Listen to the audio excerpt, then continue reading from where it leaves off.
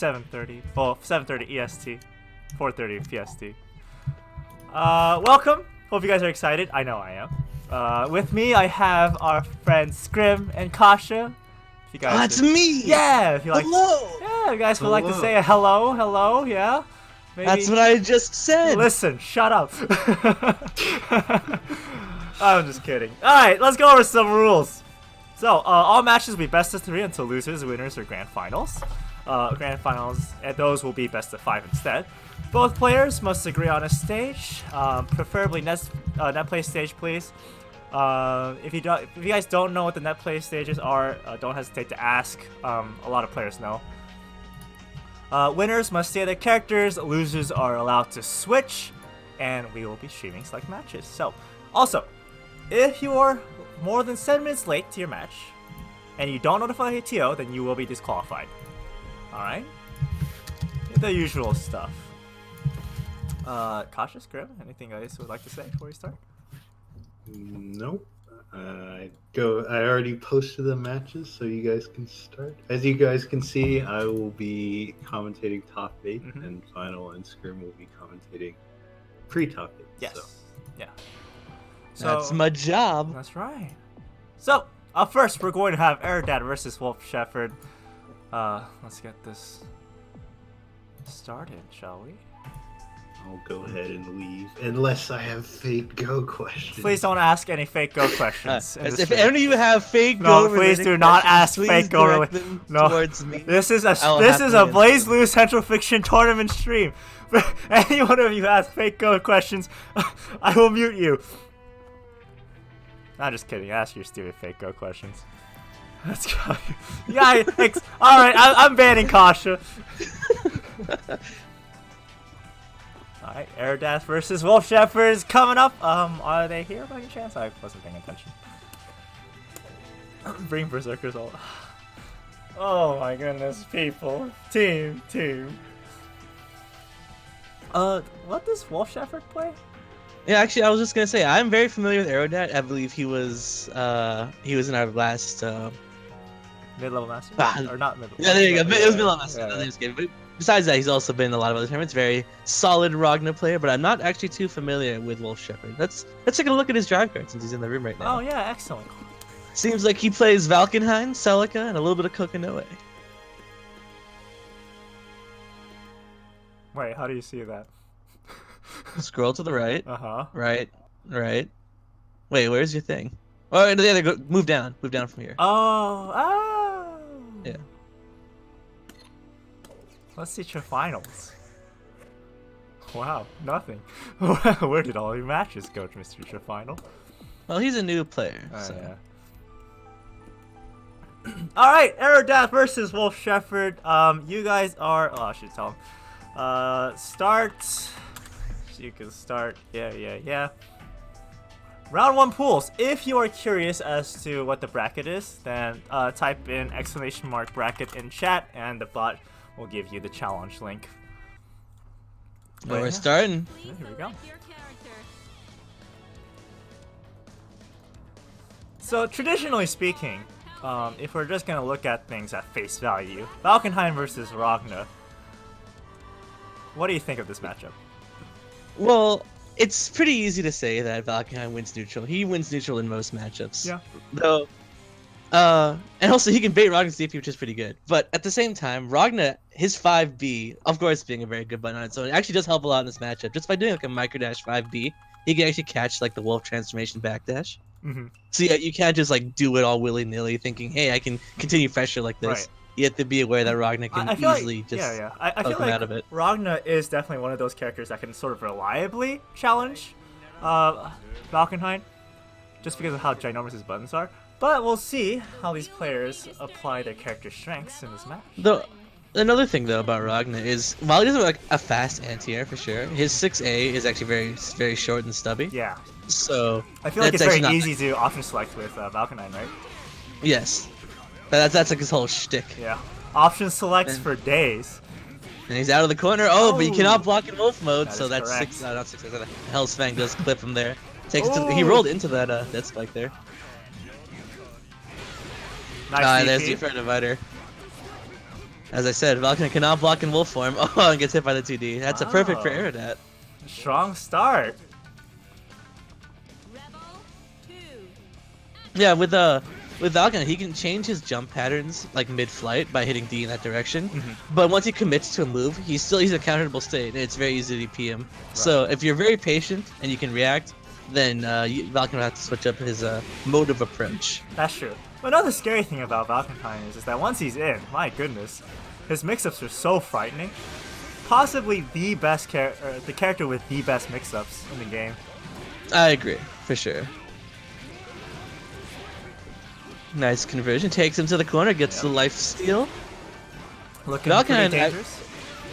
Wait, yeah, a you grab? gotta be careful. That was a safe jump. So Ragnar, oh no, drop the combo, gets punished by an EA. But Valkyrie does not have the most HP in the cast. In fact, he's on the shorter side. So as you can see, he's already almost dead here. Yeah. And does not really have a way of regenerating life like Ragnar does. So next hit will kill him. But right now Ragnar's on the defense. Never mind, he countersalts out, and there's that 5B I was talking about. Very active button. Used it as a meaty, and it worked. Yeah. That was a relatively quick first match. Going to Aerodat.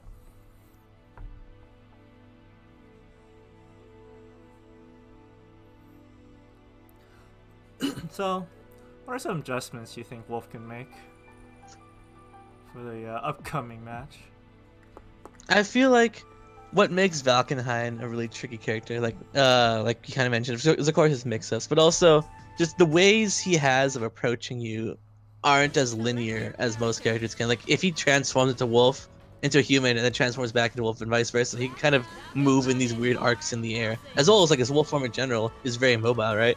He wants to try and kind of bait and switch his way in against characters like Ragnar who normally outrange him. I definitely agree. But we haven't really been seeing that too much from Wolf right now. It seems it's just very linear sort of approaches, right? Yeah, he's been kind of going in face first. So we need to have a little more take advantage of the fact that Valkenhayn is just, a really crazy and mobile character. Right? I don't really know how to word that. Well, that's a good way to put it.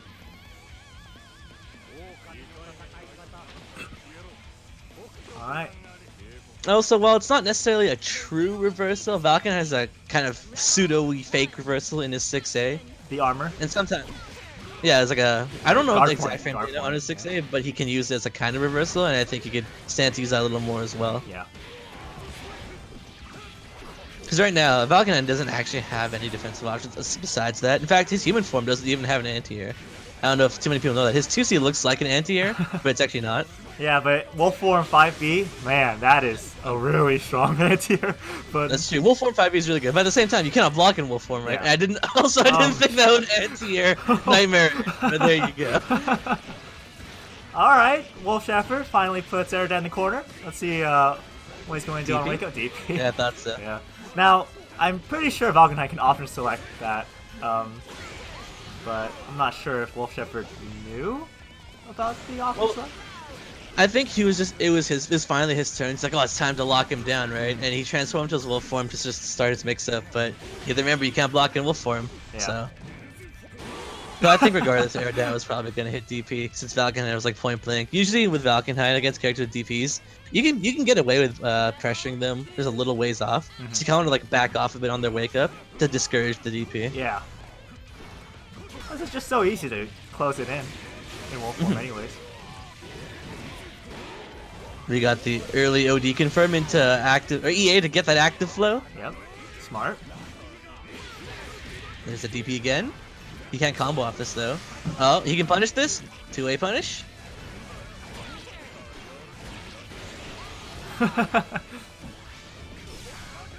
I'm surprised there's no DP there. Yeah, there's a lot of straight hits. So I feel like if Aerodat felt like he was getting reset, he could have probably just started matching DP. Yep. Can't block in wolf mode. Ooh. What do you think that RC was for? I'm not sure. Because Wolf didn't have his burst available, so he pretty much just gave up his turn. Maybe he wanted to. He expected the 6A armor. I'm not sure. Because if your opponent blocks a move with an armored move, you can wrap it and block, right? Maybe he was waiting for the counter assault, since he had 50 meter available. available. Ooh. Clips him with the tail swipe. But Aerodat did actually get his burst back right before the match ended, so both players on burst point. However, Wolf Shepherd is on, was down a game, I should say, so he has to win this round. And right now, it's not looking too good. He's in the corner against Ragna, and again, Valkyrie has no reversal. Oh, the empty jump grab! Bursts out. He's already down half his life. Oh. Yeah, there you go. That's the Valkyrie movement option. Normally, any other character would be fully committed in that scenario, but not Valkyrie. Rapids for the confirm. This won't kill, but every bit of damage counts. Valkyrie has no sustain. So next hit, or maybe next 2 hits, could kill, but it looks like, Wolf Shepherd snags that low hit, converts into a full combo. Oh. Okay. I think that was supposed to be a DP bait, but yep. Aerodat did not take the bait.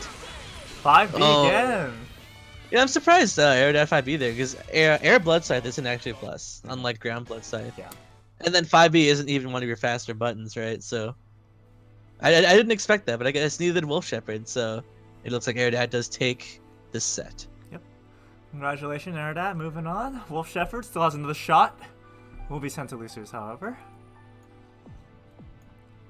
And who are we having next?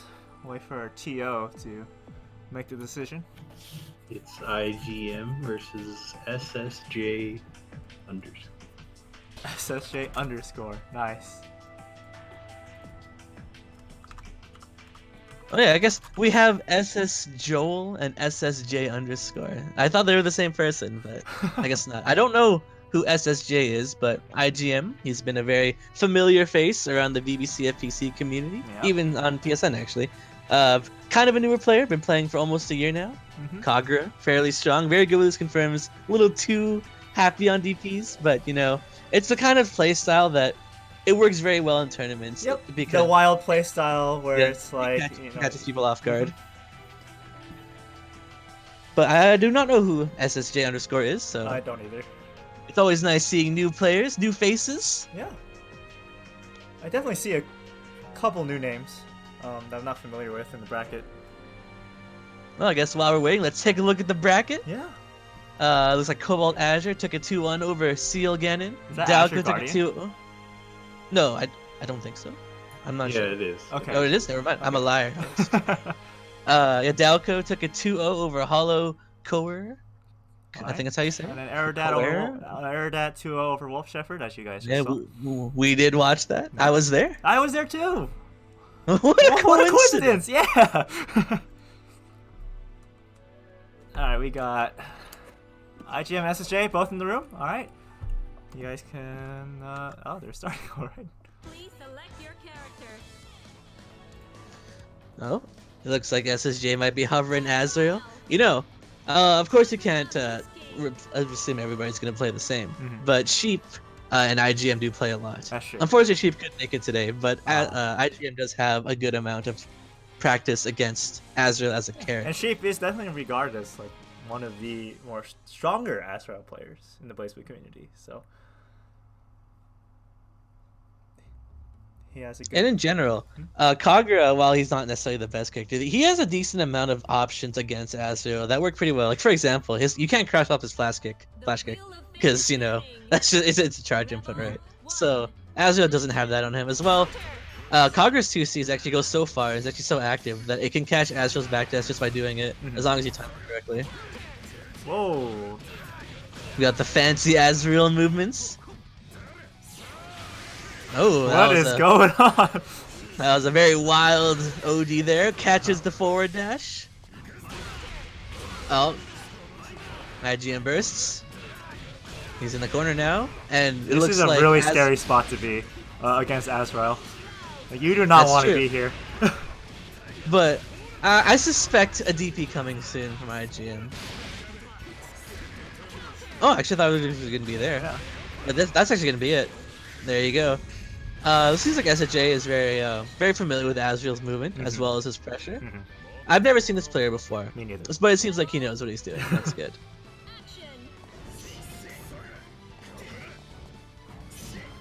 Alright. Well, IGM's IGM's gonna try to approach with JC. It's actually kind of harder to Azrael to deal with that. He does have a lot of anti-airs in his kit, but they're all kind of on the slow side, and Kagura's JC How would is very 5A work against very JC? fast. Well, 5A isn't actually a real anti-air, Oh, it's just yeah, air but- unblockable and it hits over his head. If anything, you'd want to do 6B, but it's on the slower side, right? Good combos. 4K. Oh, I don't think you punished this though. Here's the DP. There's that DP. Wake up, Gustav. I don't know about that one. Oh, Gets caught fuzzy low, but does drop the combo. Oh, that's a 2C counter though. It's gonna be death then. If he wasn't dead there, that was about 4K as well. Kagura, always known for his damage. yep. 3, 4K is average for this guy. That's true. Oh, gave him the free projectile, but did punish the recovery on that. Trying to do that's 5B. Yeah, 5B. Not Azure, sorry. Kagura's little foot poke Yeah. there is his 5B. Yep. Baits the DP. That's the fatal. Does he know the combo out? Oh, he's going for the hard combo out. He didn't drop it, but IGM did not tech. Okay, yep. He got the double terror mark. This is really good for him. Catches the And catches back the dash. back. And that's the kind of anti-Azrael tech I'd expect to see from somebody who fights Azrael a lot. Oh, it tries to bait the burst. IGM doesn't take it though. That's because Sheep likes to burst bait a lot, so that's probably why he didn't burst there. DP the DP. What's going on? No! I feel like had he not OD'd there, he would have been at a good spot. Yeah, I think he was like a little too greedy for that punish Yeah. because actually, let's say he did like success to get the OD off and punished him. Azrael was dead, assuming no drops are had. But Well, Azrael still I had think- burst though, so. well, I mean, if he OD'd and Yeah. then did the combo, Oh, yeah. then he was dead for sure. But he was really greedy for the punish there, so he OD'd and it was a little too He late. I had think to if he OD wanted, earlier, yeah, as I was gonna say, he had to OD a little earlier if that were the case. like while the Azrael was still in the air. Alright, SSJ, 1-0. please select your character. So, I mean, that was like a weird place to DP anyways. But it looks like it was the big brain Azrael That was play the that bacon we mortal DP. that we mortal men cannot understand. It worked out, and that's all we can really say, right? Azrael.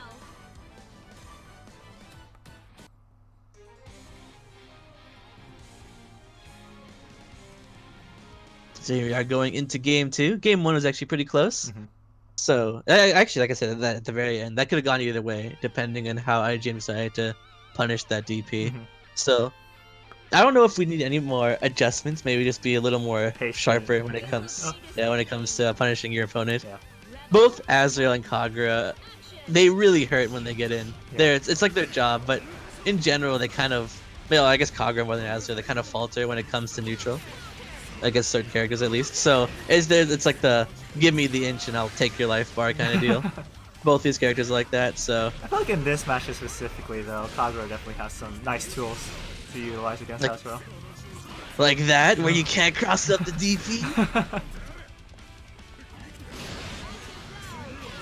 Oh, there's that 2C 2C. catch. RC's It it. spends Yep. it spends the meter for the corner carry and the damage because normally I think 2C mid screen you can't get too much. Yeah. I think that was a really good investment of meter. Wow. Oh, that was definitely a screwed up growler for sure. It's random 5B. Oh, you can't punish that. Oh, wait a second. You Oh, can punish this. had he Never not mind. whiffed that Well, move, he would have been fine. Oh, that just when in doubt, EA out, and it works out. What a mess. Yeah, that was a big scramble there, but IGN does come out on top with that EA. Oh, the 6C catch. On round start, SSJ too. Very ballsy. SSJ can outburst this, and it's gonna take him to the corner. He's gonna receive almost 4K for it to drop the combo. That is one thing that IGM's kind of doing. I feel like IGM is not doing well is just using 2C way too much in neutral. And even when SSJ is in the corner, where you don't really need to use 2C, IGM decides to go for it anyways. So there was one instance where, yeah, he whiffs the 2C there, and I feel like if SSJ just IADs forward, whiffs punish it, or there, yeah. Well, 2C is actually very strong in this matchup. I mean, everything in Blaze Blue and anything in general really is just use but do not abuse. Yeah, that's But what I'm saying. right He's abusing it. It's a good tool though, and the thing is, we haven't really seen SSJ really punish him for it. So It's always the golden rule: is you keep abusing something your opponent doesn't actually really know how to deal with until they start to adapt to it, right? Mhm. So once your opponent starts getting scared of those 2Cs, they either have the choice of trying to instant air dash over it, or just take it, right? Yeah. And right now, IGM has been seeing that he hasn't been dealing with it properly, Mhm. so he can get away with it. Yeah. And as we saw, IGM did actually take that 2-0, so we're going into game 3. Your character. Just gotta be something to be very careful. Azrael Hakuna Mutsuki.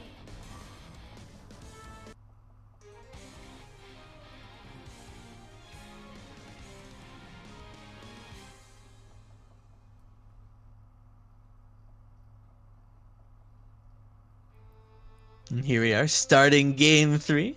Though this is a double elimination tournament, so Mhm. if you're a fan of either of these players, don't worry. You'll It's a see- close match, but we'll probably be seeing them again Wheel of Fate. because it is double elimination. Rebel 1. I've been enjoying this set so far, though. It's very wild. Very. It's not my style. Ooh. The catches the roll. He's actually been pretty on point with it, and that was his BDP. You can't really, well, you can punish his BDP, but it's a little harder. Tried to go for the You can punish fancy you if reset. you're on the ground, but if you block in the air, it's safe. Yeah. Alright, what's Applies sort the of... low weak Oh, point. safe jump. There we go. That's what we've been needing to see from SSJ here. IGM showing off his love for DPs. Yep, there it is again. Oh, that was a side swap. Oh, you can punish this. There's the 2C. That was a little out of range for that, though. Azrael does have a stalk of Phalanx. Never mind, he just used it. DPs. He even had time to wrap it into to Yep. block there, just in case IGM's had like a panic burst. But IGM did not burst. So while he is down this set, he does have his burst. Mhm. SSJ does not. Oh, Tried that's to jump safe out. though. How plus is How this is that? off? I think it's +1. Ooh, the disrespect. There's the purple. Hey, if it works, use it, right? That's Happened twice. twice, yeah. You gotta be careful with trying to Oki Azrael with projectiles. Oh, but that time he got the punish. No, not this time though, says SSJ. What's he gonna do? Oh no! You can't wrap in that. SSJ definitely starting to notice that IGM loves his DPs. Oh, what was that? I told you, man. 2C. It's really good in this matchup, and if you don't really know how to deal with it, it's gonna really punish you there. I feel like he can just literally jump over and be fine. Well, that's the thing though, because if you hit 2C with Kagura, you're already buffering your anti-air. That's what makes it kind of tricky. Yeah. If you're not really fast, then you'll get punished for it if you try and instant air dash in. Although now it seems SSJ is kind of, spacing himself out of 2C range and then punishing with Gustav. Ooh. Oh, This should be okay, I guess death, that's right? not. No, Because he can. it's not. Oh.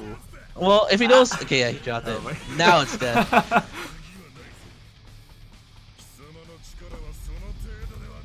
I think if SSJ might have been able to confirm it to death, but going into Blackhawk Stinger from Hornet Bunker is a little difficult. Mhm. But it didn't matter. SSJ did take it with a perfect as well. Yeah. So Alright, congratulations, SSJ. Moving on. IGM, don't worry. Still got another chance. Yeah, so we'll be having Norioumi versus Daoko next. Norioumi versus Daoko. Gotcha. So this is now round 2 pools. Yep. Norioumi did have a bye first round, so this will be his first match of the tournament, while Daoko did play earlier on against Hollow Koware off stream. Kyou-Chan 2-0 against Akumetsu. You know, my money is on DXP, as always. Well, I mean, it's like the safest bet. Yeah. Previously, a little bit earlier, we had Evil Sheep and Julio signed up, though it seems unfortunate they had to bow out. But between those people, those two, Kyo and Oki, I believe, would be like the contenders for top 4. But now the those two out. My bet is Kyo versus Oki grand finals. Yeah, I but agree. we'll see. You never know. Or Chick. If Chickzama was in the tournament as well. That's true. That's true. Very strong players. But for now, we have Daoko versus Norioumi. We've seen Norioumi in a few of our tournaments. An Azrael player, Very Substaker, wild. but mostly sticks with Azrael. Yeah, very wild style. But most Azrael players tend to adopt that style. Yeah. It's only it Shape worked. that seems to be more on the patient side.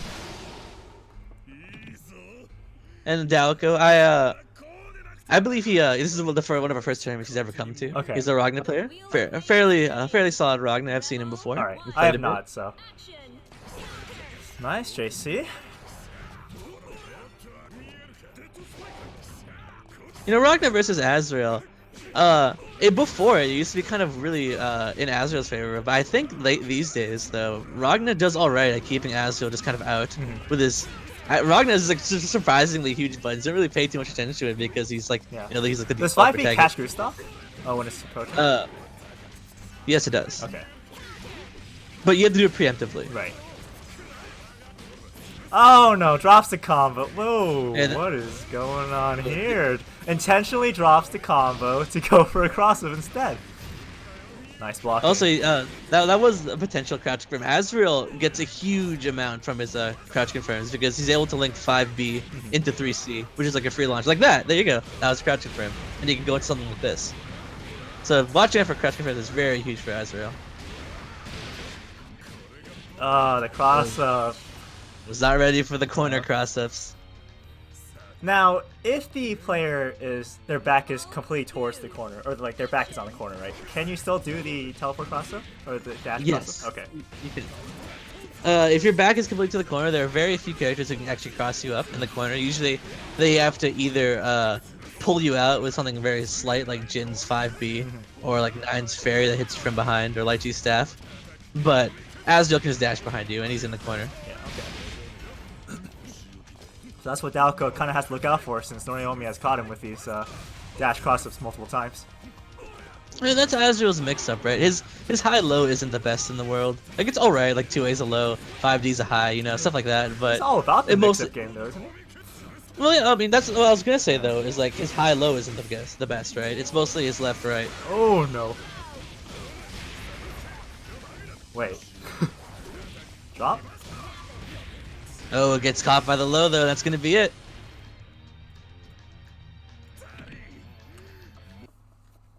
Alright, Norioumi takes the first game. I feel like when it comes to neutral, Daoko is definitely doing a relatively good job just keeping him out. But it's like once Norioumi gets in, he kind of sticks in, right? Yeah, he's in, And right? Daoko seems to have trouble with that, which is understandable since Azrael can be very scary up close. I mean, that's the thing with Azrael. Like, he actually has short buttons. He might think otherwise because, you know, his 5C is pretty long. He can Gustav in. 6C is pretty solid, but that's actually it. And besides that, his buttons are actually pretty stubby. But it's just once he's in, he's really in, right? That man will frame So- trap you for days. Yeah, that's why Ragna has to take advantage of like his 5B, 5C, JC kind of deal. Just blood scythe everywhere. What's he gonna do? Anti-air you? Lol. Well, yes, but you know, using Blood Scythe every now and then isn't actually a bad Oh no, idea. that's why I think blood scythe is alright if you use it, you know, The once or blue twice flag around. is turning. Rebel 1. Action. Because actually, even though it doesn't look like it, Blood Scythe actually does have infall. Yeah, at the start, right? At the start, well, it's not at the start. It's not like a frame 1 infall. It's kind of It's like midway, Yeah, I know what you mean. and then it's actually similar to Tager's 360B. It's not frame 1, but it's midway through, and then it loses it at the. What the? Oh, Wait, that was but the he was fraud- touching him too. That's the sad part.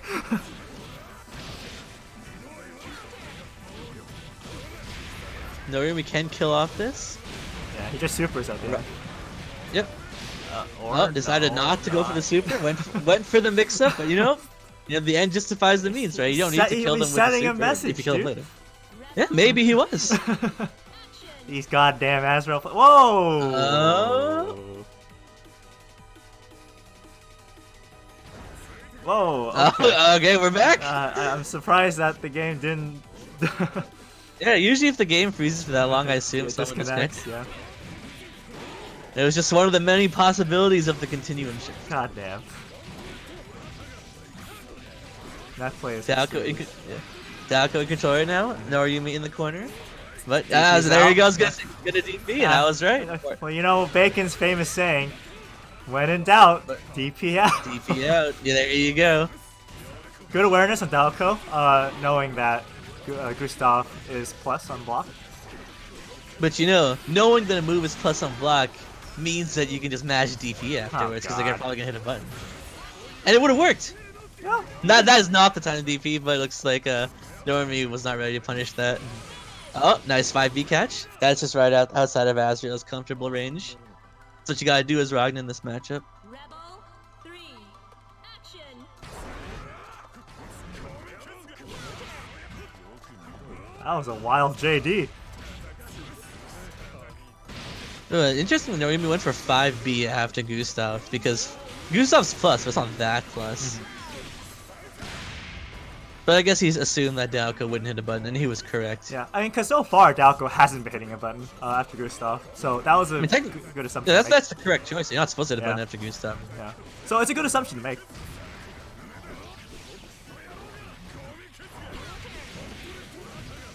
It was this. Oh. Can you confirm? Oh, almost got the side switch confirmed.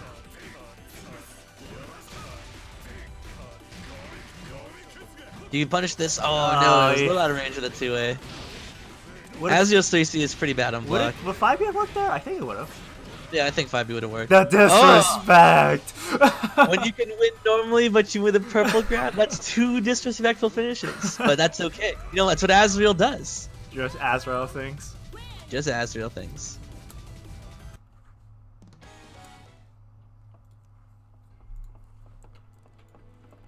Alright, so we'll be having Fuzzama and Seal Ganon. That means we're heading to losers. Losers round 1. Wow. And as an update, Oki will be dropping out, so that is our first DQ of the tournament. Although I think everybody else is here, actually. Did he DQ out of the whole tournament, or just forfeited winner's side? The whole thing. Okay. Well, then I know for sure who's gonna win this tournament. Wow. You don't believe in the many possibilities of the continuum? Not Well, this I mean, again. I'm always open to see new challengers, but speaking as myself and not as a commentator, it's always gonna be the same person. Yeah, same here. I mean, the level of just awareness that the player that we're thinking of. Yeah. I mean, I would prefer to see more fair players first. Actually, I was actually complaining about this a little off stream with Kasha, and I don't want to get into it, but it's always the same people. But you know, I'm happy to have participants anyways, so it's always a pleasure seeing these matches regardless. The fact that there are this many players for Blaze Blue nowadays, it's really good. It's true. I'm very happy with the turnout today. We had 23 players in this tournament. With all you kids in your Grand Blues and your Uniclears and your Street Fighters, and I don't know whatever it is you kids. Your dang kids. Yeah, I'm just the Blaze Boomer. The Blaze Boomer. Oh God, am I a Blaze Boomer, Dad? Maybe. At this. Well, yeah, here we are. Seal Ganon versus Fuzzama. Tager versus Hazama is a bad matchup. I mean, a lot of Tager versus anyone is a bad matchup. There's very few that's even like that's considered even for Tager. That's true. That is very true. But this is like one of the worst ones. So I have seen certain Hazama players say that it's not as bad as you think. Because it's true. If Tager gets in, Hazama doesn't have too much you can do about it. It's the same thing with Carl, though. Like, if Tager gets in, Carl has no defensive options. But it's like, is Tager really going to get in? Can you get in? Yeah. Yeah.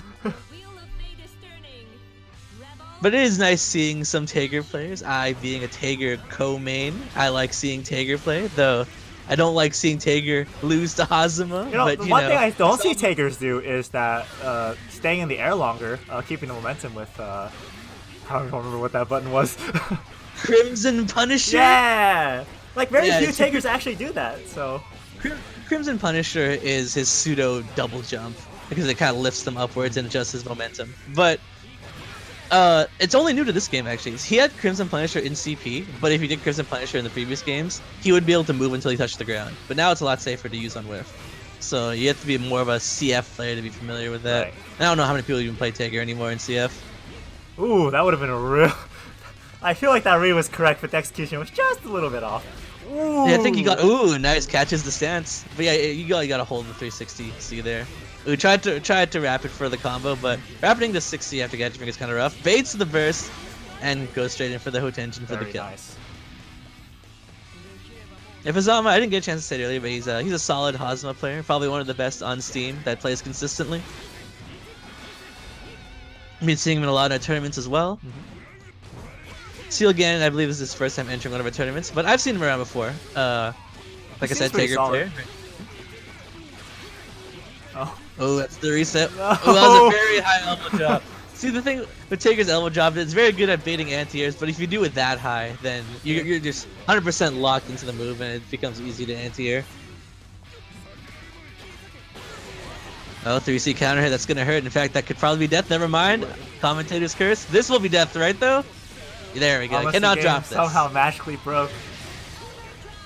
Actually, he was so low on HP there that if you notice when he was doing his EA, it actually stopped draining life from him, which means he actually just had 1 HP. Wow. You cannot die from Hazama's life steal, but you can be left with exactly 1 HP. Please select your Anything will kill you at that point. Chip Well, included. any kind of chip damage. But if for those of you who don't know, BlazBlue, you can die from chip damage. Yep. But there are ways around it by using barrier. But that's also a finite resource. So always keep that in mind. I And feel also, as though... all specials do chip damage. Oh yeah, I feel as though Ganon here, I don't know, his elbow drop usage is kind of questionable in my opinion. That's true. He's been using it pretty much every time he techs in the air. And you know, I can't. Okay, well, I guess I can't fault him for that because it's wrong. But when I was playing Tager, that's what I would do all the time too. Like when I was learning him, so I can understand. But no, take it from me. I know that it's definitely a mistake. But it's not. It's kind of, people kind of get into the habit of doing it because you can land while being active and doing damage, and also it's situationally safe because sometimes you can punish and sometimes you can't. Right. Oh, got hit by the second of 5C there. 5C does hit twice.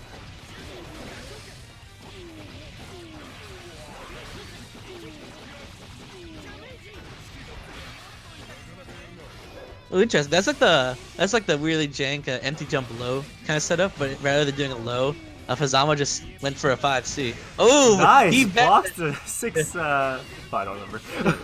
That was a 6A. Yeah, Fuzzama just was like 100% sure that his 6A was gonna hit, and he was wrong. So he actually just buffered Hotenjin into a block. But Silgan was not ready for the punish there. When you do most distortions in BlazBlue, and even certain specials, you're locked in place. Not even magnetism will pull you in. And I think Silgan wasn't aware that Hotenjin was one of them. In that scenario, 2D would have been the more effective punish, because it's also a fatal, and it moves him forward. And there's Tager's OD. Tager's OD is actually one of the ODs where unless you're going just for a Mega Tech wheel finish, it's actually an OD that's meant to be used in neutral rather than in a combo. Oh, okay. Because the benefits Tager gets from OD are his D moves actually gain armor. So that would normally serve no purpose in a combo, right? Unless you just randomly bait an opponent's burst, I guess. Right. But then again, you can't really burst if you're an OD, so that was just a moot point. Well, also, yeah. Was that a reset attempt? I don't know what that was. I believe that was a recent attempt. Who catches the roll? There's that elbow drop again. He's gonna get his OD back. Nice. Ooh, nice spark vault. Oh, I was expecting a jump. I mean, technically he was right, but Fuzzama did a really jump. This Oh, is this gonna actually do so much damage. I don't think it'll kill, but it might. Okay, yeah, that was close. That was the absolute maximum damage you'd expect from a 720, though. Oh, but that is gonna be it. So drops. There you go. Fuzzama takes a 2-0. You know, back in my day, 720 just did 5.6k. It's straight up all the time. Okay, Blaze Boomer. But now it's just like with OD and active flow, it only does 5.7. It's so weak. Oh, boo-hoo. Alright, so we'll go up to winners and we'll have Hitoshyura versus Anthrax. Ooh. Ooh, this is the battle of the Lambda players, winners round 3. This is Yeah. actually a run back in, I believe it was Black Belt. These two fought off stream, and Hito won. So this is the run back for Karthus potentially. Both players very solid lambdas. In fact, as far as I know now, like the only lambdas you play on Steam. So Also, for those of you who don't know, Anthrax is also used to go by Karthus. So if we say Karthus, Yeah. that's what we were referring to. that's my apologies. Anthrax is also Karthus. So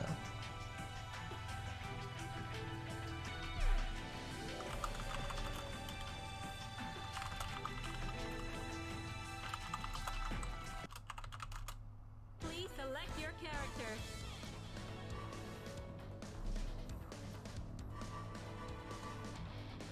how do you feel about the lambda mirror as a lambda player yourself? I don't play Lambda. I don't know what you're talking about.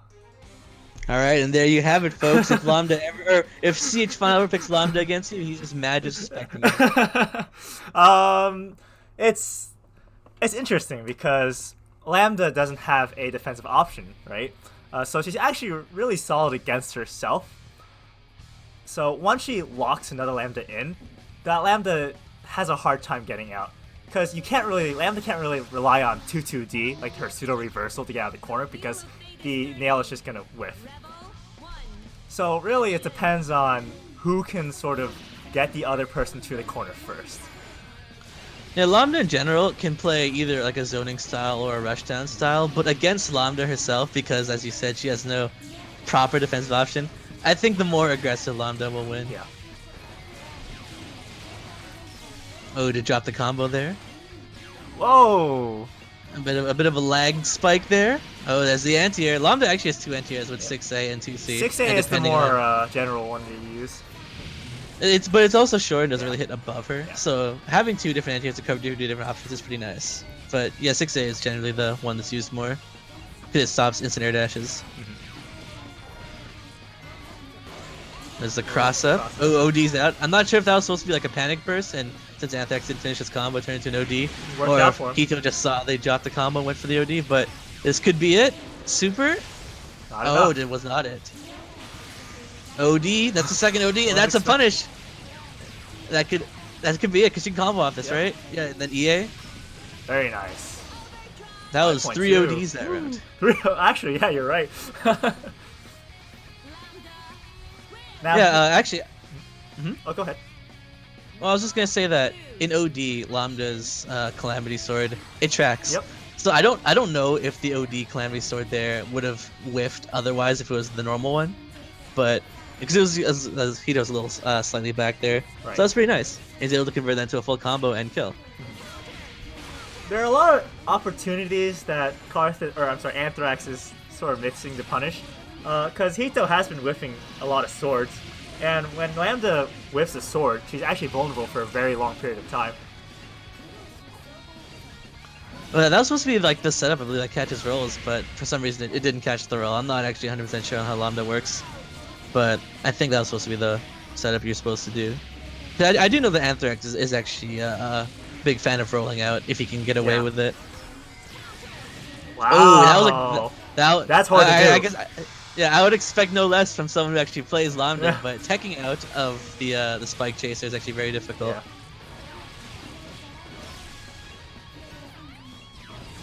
It should be done. Oh, that's gonna be it. No combo drops had. There we go. Yeah. And that's Can't- burst safe too. So even is if, burst. Yeah, even if Hito had burst, he wouldn't have been able to get out.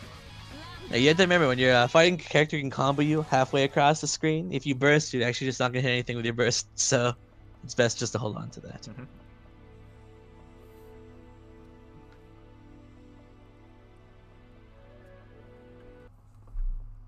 Please select your character. Where are the Jin mirrors? Where are the I Jin don't even- players? I was gonna say, I don't think there are any Jin players in this tournament. Team? I guess does Hakumen count? Do we have any Hakumen players? We have L tonight. Oh, yeah, we do have L tonight. He is currently in losers round 3. I don't want to see him play Jin actually.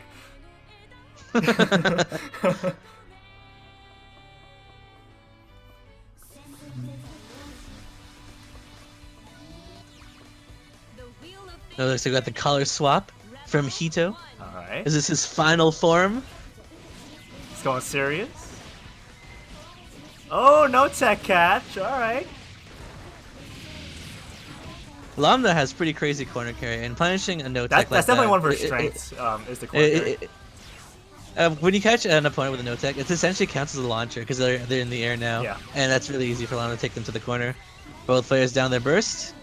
Does not want to take the other Lambda mix-up or pressure. I can understand that, not really having reversal. So Nice many. end here. So many jumps. Oh, the I win neutral distortion. Delayed. Ooh, delayed overhead into an overhead reset. That's really raw. They're really catching those low blocks. This I won't don't kill. think he can kill No. them. Yeah, but he gets a very good position here. A Lambda player not blocking 4D? Whoa. Hey man, that's the invisible 4D. Action. Whenever you're blocking against Lambda, it's actually better to look at her, right, instead of the swords, because she has very unique animations for depending on which sword she throws out. Yeah, she like swings her arms Yeah. in a very specific Yeah. way. Ooh, JB, counter hit? Look at that corner carry. Hito, anticipating a jump in, went for the 2D, gets punished, but this time it works. Hey, Hito's been throwing out his 2Ds a lot actually, Yeah. because he's seen that Anthrax has been jumping a lot. Yeah. 2Ds and 6As. And he's been getting away with it too. Yeah. Oh, he can't punish this though. Tried to punish the backdash, Oh but no. the gravity field did actually end up slowing his forward dash. Oh, the I win neutral. He didn't block You it think he's either, it's over. Yep, tracks. Hito taking a 2-0 here, so we're on to the final match of this Lambda mirror. Yeah, Hito made some really nice adjustments, right? Using anti-airs a lot against Anthrax. So let's see if Anthrax can do the same. Make those adjustments. Please select your character. Lambda 11. Lambda 11. Another Can we thing I see the noticed is adjustments that for the adjustments? you know, the bursts are really early, like because they want the momentum. Yeah, exactly. I remember though the first match in this set, rather than burst, we had 3 ODs, like Yeah. I mentioned earlier. That was and whack. in this set, we had like instant burst Yeah. round 1, right?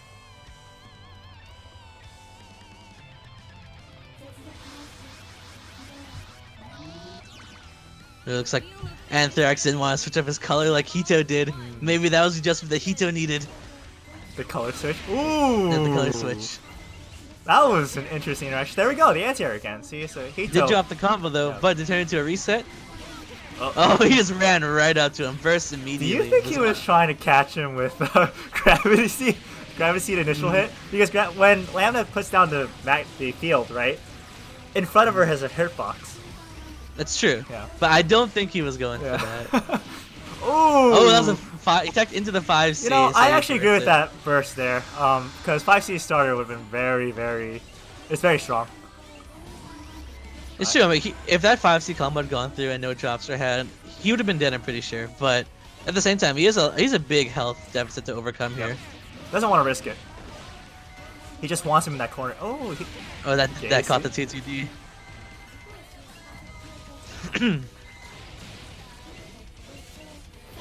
There it is Just going again. for straight hits Yeah, here, but there it is the Hito is anti-air. literally just waiting, right? Standing there, waiting, and then 6As, right? Or 2Ds. He's doing a really good job with that. Action. Ooh, a little too committed on the drives there. Catches the no tech again. Alright, blocks the invisible 4D this time. But not the 6B. Alright, I'm not gonna lie, that's kind of hard to block against on reaction, just because it doesn't look like an overhead. Yeah, it doesn't look like a mid hit if anything, but tried to bait the bursts. Oh, that's a punish, but went for the EA. At least gets the active flow going on. I don't know if you really have burst available at the end of the round though. Just considering Depending how how low health he has. Catches the roll forward. Oh, does not catch that roll forward though. Burst out. Oh, I actually totally expected Anthrax to wake up with Legacy Edge there once Hito whipped his 5D.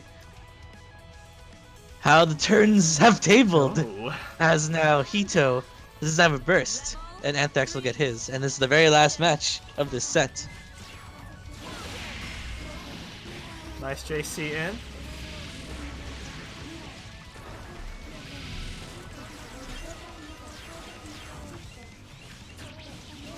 Nice confirm. But You actually don't see Lambda ending her combos with Crescent Saber all too much. I never do it. Yeah, actually, I keep forgetting that Crescent Saber is even a thing. Because it's more of a new thing. I remember in CS, Lambda had like her damage came from 6A TK Crescent Saber loops. Wow. Doesn't tech. Oh no. Doesn't tag, that's gonna hurt. This is a really scary situation. Oh, it doesn't tech again. It's over. It's over, yeah. Oh, Oh, yes. wait. Oh, you missed his punish. Oh, now it's over.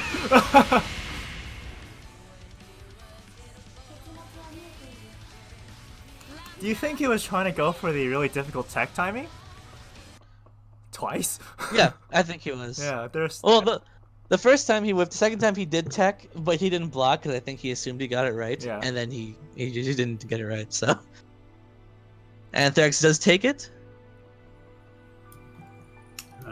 So we'll have Daoko versus CobaltAzure, aka Azure Guardian. That's a Ragnamir. So many Oh, Rocket and- players. With the conclusion of that match, we have our winner's side top 8 that's decided. Oh, already. Congratulations. We'll announce all the top 8 after the slots are filled in.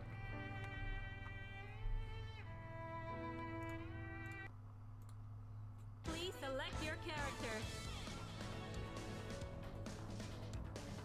And here we are, Ragnamirs. Alright. Ragnamirs. Truly. The game of fundamentals. In our mid-level masters, if I recall, we actually had Azure Guardian, Ragnamir Aerodat. So we've been seeing a lot of Ragnamirs from Azure Guardian / CobaltAzure. Mhm.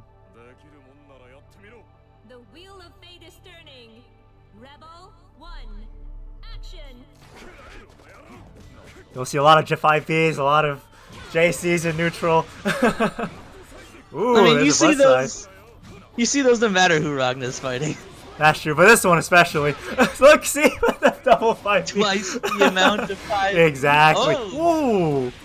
D divider and neutral. I'm not sure if he wanted to go for like a dash up dead spike or if he actually just wanted to do D divider. Nah, It's pretty fast. this ain't Grand Blue. You won't make that mistake, Kappa.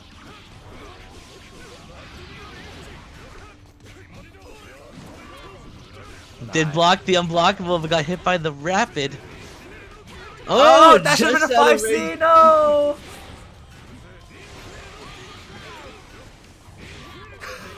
Inferno divider. You know what? Forget I said fundamentals. It's just cursed. Rebel 2. You know, that wasn't even the D divider. Usually if you want to go for the cross up divider tech, you go for D divider Really? because it's a better starter. Oh. Yeah. Because if you start a combo with C divider, it's not going to be that strong. But I guess with Daoko's health that low, it didn't really matter.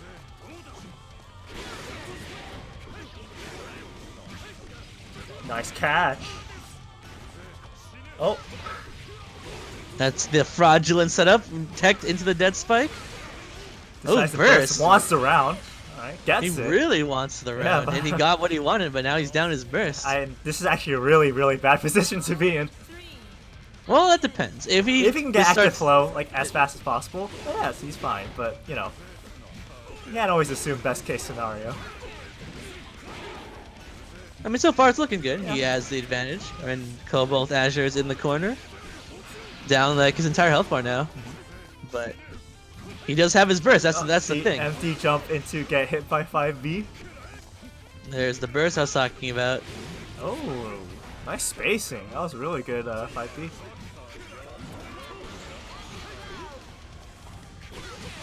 Oh, the 5A 5A. anti. Very good on the spacing there with that 5A. Daoko taking him 2-1 so far. I know, like, let's say Hakumen players, for instance, they really like to save their bursts for ODs because they're pretty strong. But I don't, in general, as long as you're kind of like familiar with Ragna's OD, a lot of Ragnas also like saving their bursts for OD because Ragna OD combos It's just so are, rewarding. You get so much health back. Yeah. You do a lot of damage, right? on average, as long as you're 50 it's like 5k usually, Yeah. and then a whole chunk of health back. But I haven't really seen too many, in fact, any ODs No, from both it's players just so in far. bursts.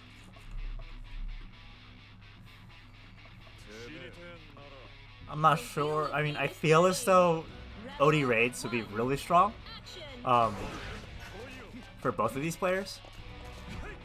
Yeah, But, for sure. I just You can, don't. you can normally combo off JC counter hit on air to air by landing and doing like 5B, 5D1 into Gauntlet, but I think he was a little too high for that. Oh, there's the OD hour we were talking about. Doesn't That's get much true, out of and it, he, but yeah, because like 5D was already active, right? Yeah. He could have DP'd, I guess, Yeah. but it's one of the active flow. that's perfectly fine. Who opts for the D divider ender rather than Nightmare Edge? Nice confirm. This is not gonna. Oh, Ryan's gonna kill Ragna HP. Too low. The lowest in the game. That's true. Well, tied for the lowest, but yeah, it doesn't get any lower than Ragna's. Whoa, what was that?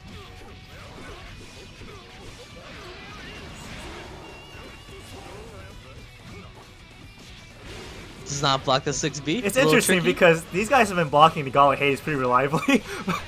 but not the 6B. Not the 6B. And funny thing is that 6B is slower. It's true, but I don't know. I guess as a Ragna player, maybe you know where you want to do on the Haze, and oh, he didn't drop the combo, but he did 5C into 6C out of that DP punish, which is actually like one of Ragna's best ways to start a combo. Yep. Can you punish this? Oh, he went for a 5B instead of a 2A. I'm pretty sure he could have done a corner scissors there. Oh no. What's going on? Wait. Gauntlet Hades confirms Okay. to the full combo and kills. We've seen this before, but who was it with last time? It was the Tekken slow. With the Tekken slow-mo.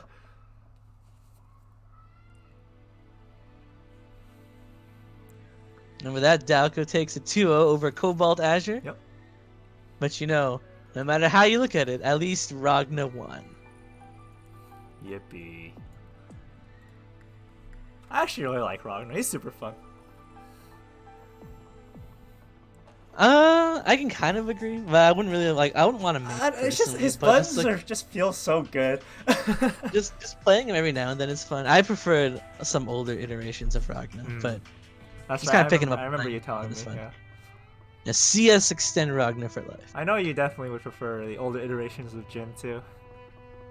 It's true. I used to main Jin, Yeah. but each game it got progressively more and more unfun. I think he's fun. Well, I think no. I was gonna say I think Susanoo's fun, but that's not even true. I don't think he's fun. Alright, Kasha, who's up next? Well, I sort of messed up, so we have to do Daoko versus ShadowFXE. That's Well, perfectly fine. I guess The triple stream for Daoko. Dang, good. popular. I'm sensing a little bit of bias for Daoko here from Yeah, Kasha. Kasha, what's going on? Yeah, I How forgot much did he pay to. you? I you can forgot tell to us. call one of the matches, so we're a little bit behind on that part of the bracket, but Yeah, but- the other ones are all going underway. But speaking of Susanoo, we have one here in ShadowFXE. So Yeah. You're an Here's hope- Susano expert. yeah, here's hoping Daoko wins because he should. But that's my Susanoo advice for you all. No, but really though, I've played ShadowFXE. He's been improving a lot recently. I think he's been taking the strides to not be so autopilot-y, but it's still a long way to go. Yeah. But the same can be said for Daoko. Yeah. Both players, I think they're on like the cusp of getting a lot better. So I actually can't really predict who's gonna win this match. But in general, just strictly speaking, Ragnar does pretty well against Susanoo until he starts getting his seals. But I guess that can be said for most people. Yeah. That was the right time to OD as well. If Susanoo hits you with the first hit of 6B, and then you OD, you can actually special cancel into something else. I feel So as though it you can should a be little waiting tricky. for the C moves though. It's true, but in that scenario, you just don't want to give Susanoo like any space, right? So if you're the kind of player who's like, I must lock him down completely, and you want to OD and everything, that was the right time to do it. Counter hit Gauntlet Hades. That's plus. Oh, Oh. you know, you want a rod distortion? I will too. Is this guy me? Am I playing? Am I playing Ragnar right now? What is this? But you know what I was actually gonna say is it's kind of rare, but on sword distortion counter hit, you can actually combo off immediately. Oh wow. But you would either need Grand Viper or level 3 tackle, which you didn't have, but you could have at least landed level 1 tackle. Right. It would have done anything after that, but I guess would have been a little more damage. Yeah. You know, get as much as. Oh, Ragnar hitboxes. Thank you, Mori. Very cool. Now, Shadow is really impatient. That's true. He's a very impatient player, and it looks like Daoko knows exactly how to take advantage of that. Right now, Susanoo has no seals, so Daoko has no fear, just running up and grabbing. Yep. See, he's just waking up doing grab. something, right? Like he's not That's blocking. And you know how I feel about players who don't wake up and block. I mean, as Susanoo, sometimes you gotta take the big risks. There are different ways to play every character, and maybe a different Susanoo player will tell you otherwise. And I'm not condoning waking up grab, but I just think that sometimes you have to take I big feel like risks. if anything, you should do if you like wanna a get quick ahead tech or quick wake up into like 2A or something. At least that. Yeah. That might be better. I just think that taking risks and maybe getting punished for it just kind of comes with playing the character personally. Yeah, I don't know what this wake up EA or wake up grab nonsense is about. Well, come on, like everybody wakes up in EAs if they're an OD. Really? Is this just Yeah. me? And it's just you. Am I the strange one? Because I feel as though people always anticipate the wake up EA. I mean, like I know if for me, maybe you or I it might seem obvious, but sometimes she's like, I just want to get out, you know. Oh, he can punish this. Yep. There you go. He has all his seals, but decides to go for an early combo ender, getting that active flow, and taking the sand kick. Yep, level 1 sand kick. A decent pressure extender tool. It is plus, and unlike level 2 and level 3 sand kick, it's actually kind of fast. But you can convert this to combo, never mind. He decides to spend 25 meter when he didn't have to. Well, as long That's as he has 50, it's alright. It's true. Did drop the combo though? He could have wrapped it at that. Oh. Can punish this though, and he can have Daoko has no burst.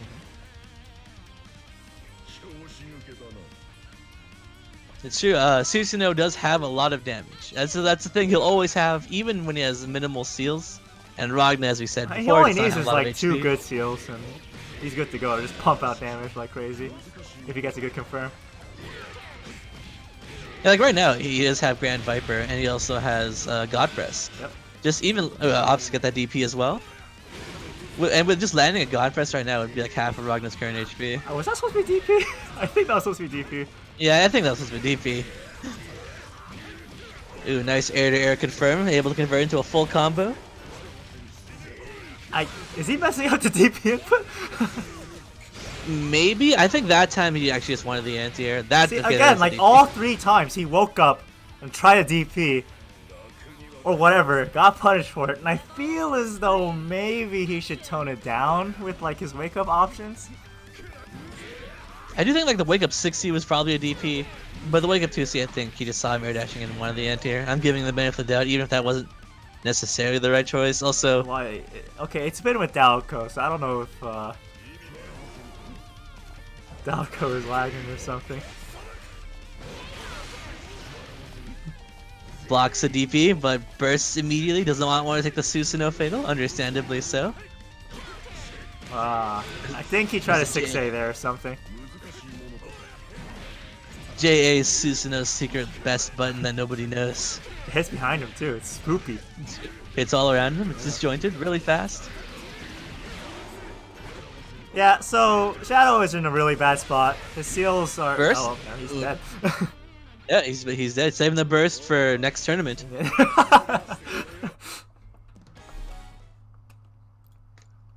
Alright, congratulations, Daoko. Moving on to top 8. And actually, oh no, not yet. I was gonna say top 8 has been decided, but not yet. There's still One one more. bracket we're waiting for. Well, they're reporting it as we speak, so we can either stream that entire bracket or we could start top 8. It's up to you guys. Well, how can we start top 8 if- when top 8 hasn't even been decided we can yet? start top 8 winners. That's what I mean. Yeah. I don't like that personally, but if that's what you guys want to do. Well, Go ahead. well, let's ask. We can ask the chat, right? Like, would you guys prefer that we stream the rest of the losers matches, or should we go straight to top 8?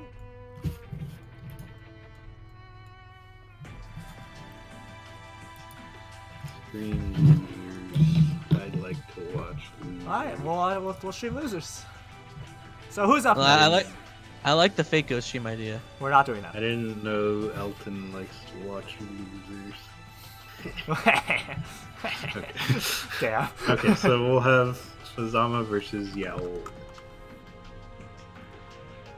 This will be Fuzzama's first showing on stream. Never mind, it's actually a complete lie. He showed up earlier against Steel Ganon.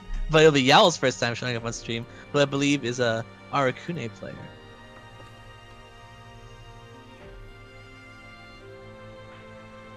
Yaol, oh yes. Yaol's Arcune, his biggest strength is his curse confirms. He has one of the most consistent, or his ability to, oh my god, I cannot English. His ability to confirm into curse, really Just good. speaking Korean.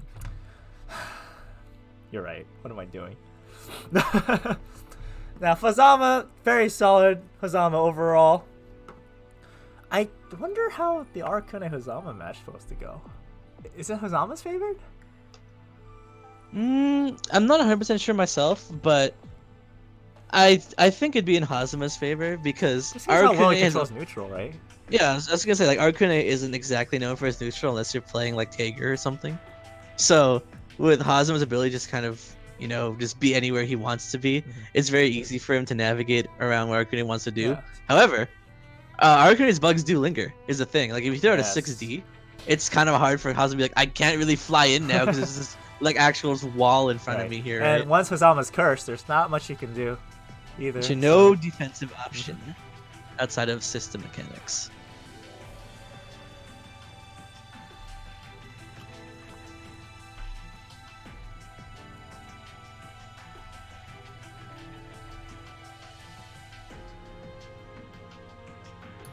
Well, it's hard to see, but Fuzzama's name is indeed in the middle of all those names, so we're just waiting on him. Whenever he's ready to start, preferably sooner than later, but Maybe he has to psych himself up. that's true. I personally wouldn't want to fight an Arcune. Please select your character. He's got to put on his bug repellent, right? Oh god. Arakune is the coronavirus incarnate. Fuzzama. Spreading his curse around, his disease. That looks like Hazuma is not practicing social distancing right now. Yes. Well, he can. Just throw out change. His D moves? Just throw it out. Don't even Well, we'll approach see. If he approaches him, then that's illegal. We're gonna have to arrest him. Oh.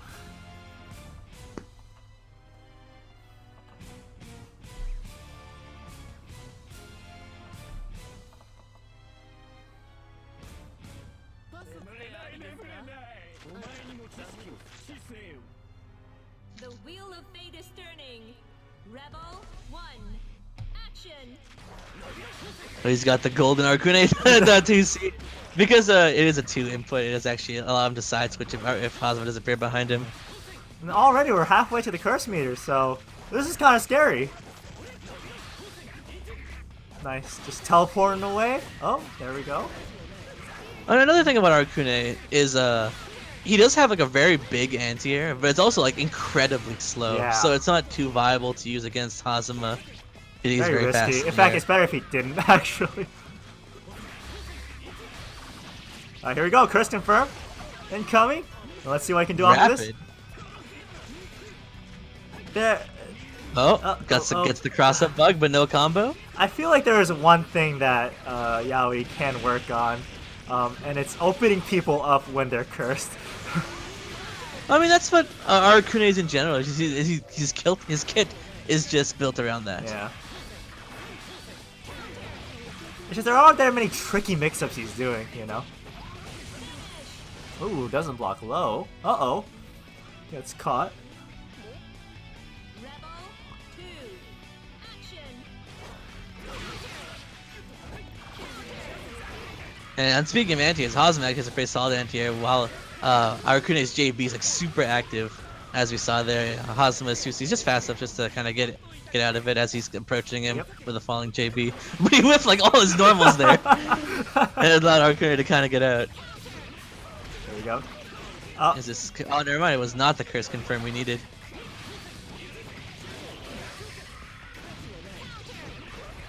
Is this the one we need though? Oh no, never mind. But what about this one? Building it up. Next hit There will we do go. it. There you go. Turns it into a combo as well. Very solid, very solid. Or at least half a combo. Ooh! Block the count, or block the crush trigger, but not the C-bug. Oh, mashed out of curse. That's very ballsy.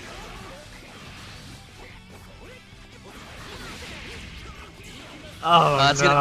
gonna be it. They dropped the combo. He's ready with that Hotenjin. Drop combos kill people. Every day, thousands of fighting game players lose games because of drop combos. Don't worry, we can just all play BB tag where you can't drop combos, right? You can drop like the cross combos or whatever, right? Nah, no one does cross combos. What do you mean? Everyone does them now. Here we are going into game 2. Select your character. Arakune. Fuzzama.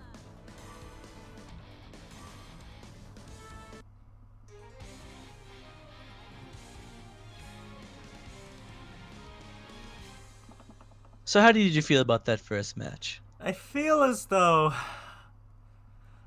So, Yaoi's maneuvering around the chains pretty well, in my opinion. It's just, once he gets his win condition in, which is the curse, he doesn't get too much out of it. Solely because of the fact that his mix-ups is very linear. You know, he does a very standard low, high, sometimes a cross-up, right? He doesn't go invisible or anything, trying to make it more sneaky. And because of that, it's really easy for Fuzzama to sort of just block everything, since all you need to do is focus on the Arakune. So, Yaoi definitely needs to be a little bit more tricky when it comes to curse mix-ups. Speaking of curse, he's probably gonna get it. Oh no, that doesn't get it. The commentator's curse! Oh, there it is! Oh, there you go. There's the curse with the 2D. There we go. Yeah, it is as you said though. It just seems like he gets the curse kind of more often than not, but his mix-ups and his combos aren't necessarily the best. But the damage does add up. Even if you're hitting with stray bugs, you're still taking an average of 3k. You know, speaking of 3k. Yeah. Ooh, I was expecting Hotenjin. There's the Hotenjin. This is a full OD bar as well.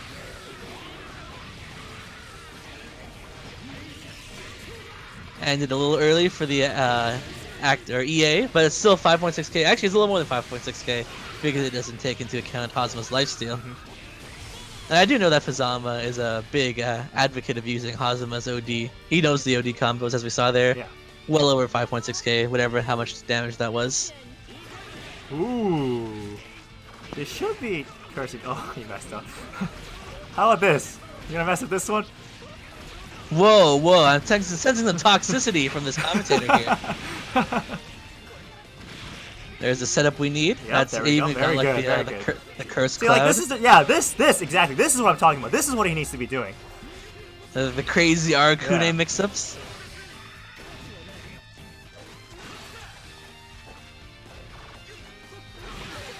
Oh, it's a little too hasty on that 5C. Like I said, Arakune has a really big anti-air, but it's really slow, and Hazama, who's able to just kind of really mess up his flight pattern, makes 5C a very unreliable tool in this matchup.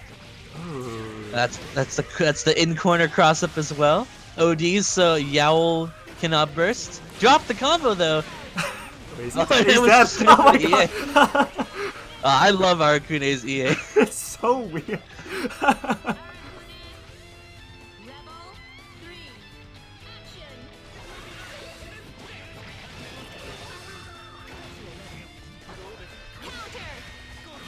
That was the 5A anti-air traded with the JB. A little too far to convert that into a combo though.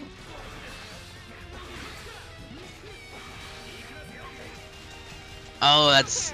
Oh, okay, I'm not sure If he didn't barrier if that, I think he would have been able to punish it Yeah, more I reliably. was like, I'm not sure if we can punish it if we barriered it. Ooh. Oh!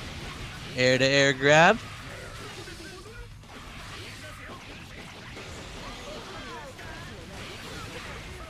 Wow. I was gonna say, like, is he gonna get curse off of this? But this is, oh, he spends it on OD. Just get that curse off, win neutral. You won't be able to kill off this. His Oh, curse no. expires. Oh, another Instant curse! punishment to instant curse. See, it's not getting much out of this right now. Oh, there we go.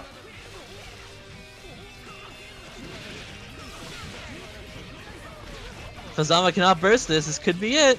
Potentially. Ah, there it is. 1-1 Yep. with Yaol and Fuzzama.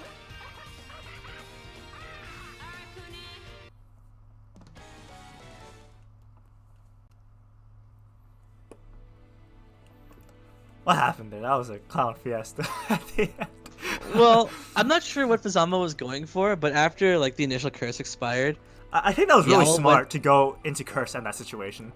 well, Yaol went for the second, like the distortion that auto curses, and normally you can just kind of jump out of that, or like not jump out, but you can like move out of it.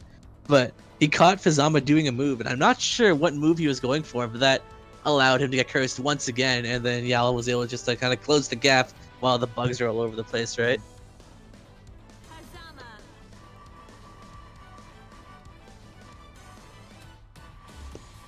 But here we are going into game 3, and this is losers, so whoever loses this is out of the tournament.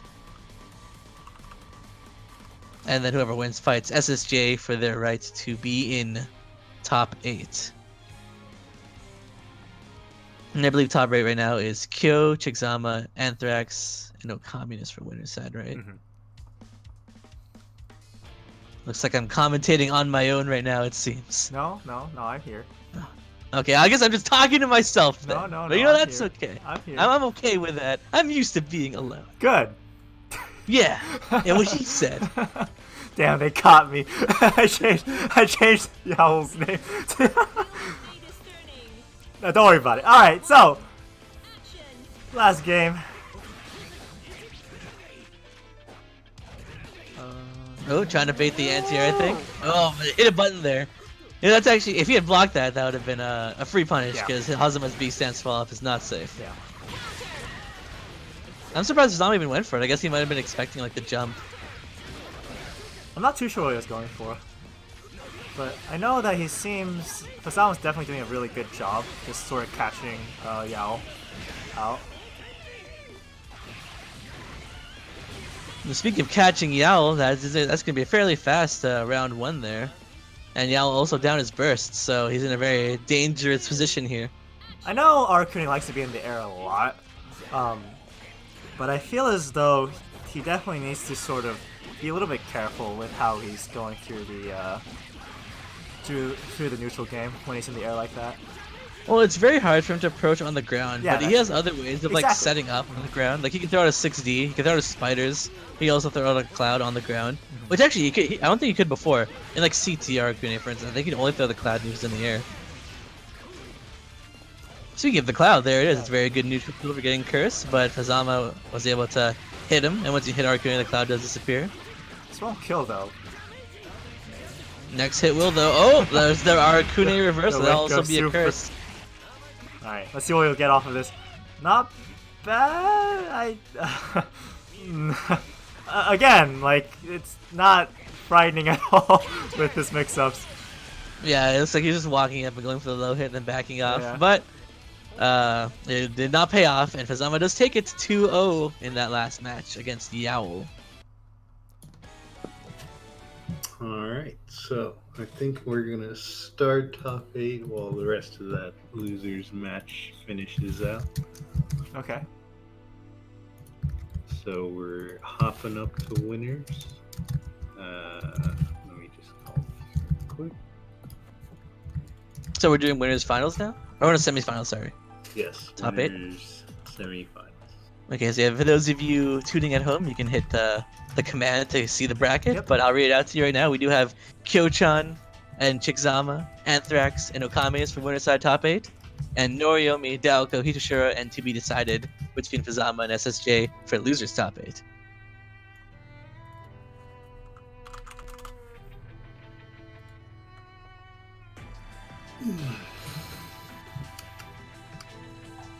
Oh, I just totally closed your stream. How dare you? Wow, losing viewers. So up next, we'll have Caution Scrim commentating top 8. I will go back and focus solely on streaming. And no rest for the weary here. I hope you like my commentary. Would you like us 'cause to I guess alternate, Scrim? I mean, it doesn't matter to me. Yeah, I'm fine with commentating all the way. The through. problem I'll is just- that we're all analysts. We need a hype guy. We need Bacon. Someone bring Bacon in here. We can bring Jacob. Oh my god, let's bring a Jacobs. Genius.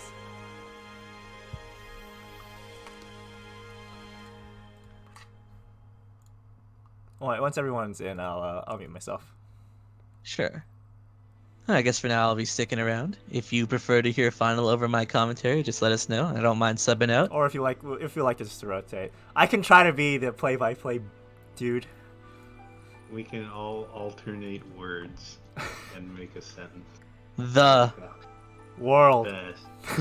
Oh, Thank we you. failed. No. This is the worst. Wow, Gray wants no commentary. How dare you, I mean, Gray. I'm actually okay with this, so I'm just saying.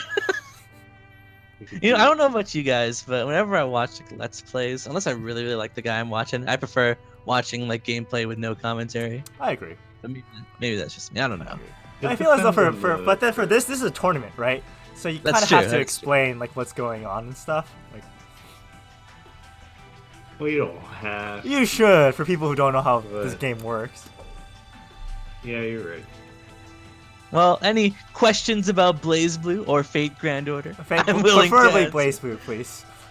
Yeah, I may not sound like it, but I am a fairly experienced Blaze Blue player. Or at least I'd like to think I know what I'm talking about. so. I'm a scrub. I don't know how to play this game. I started in CF 2.0. Me too.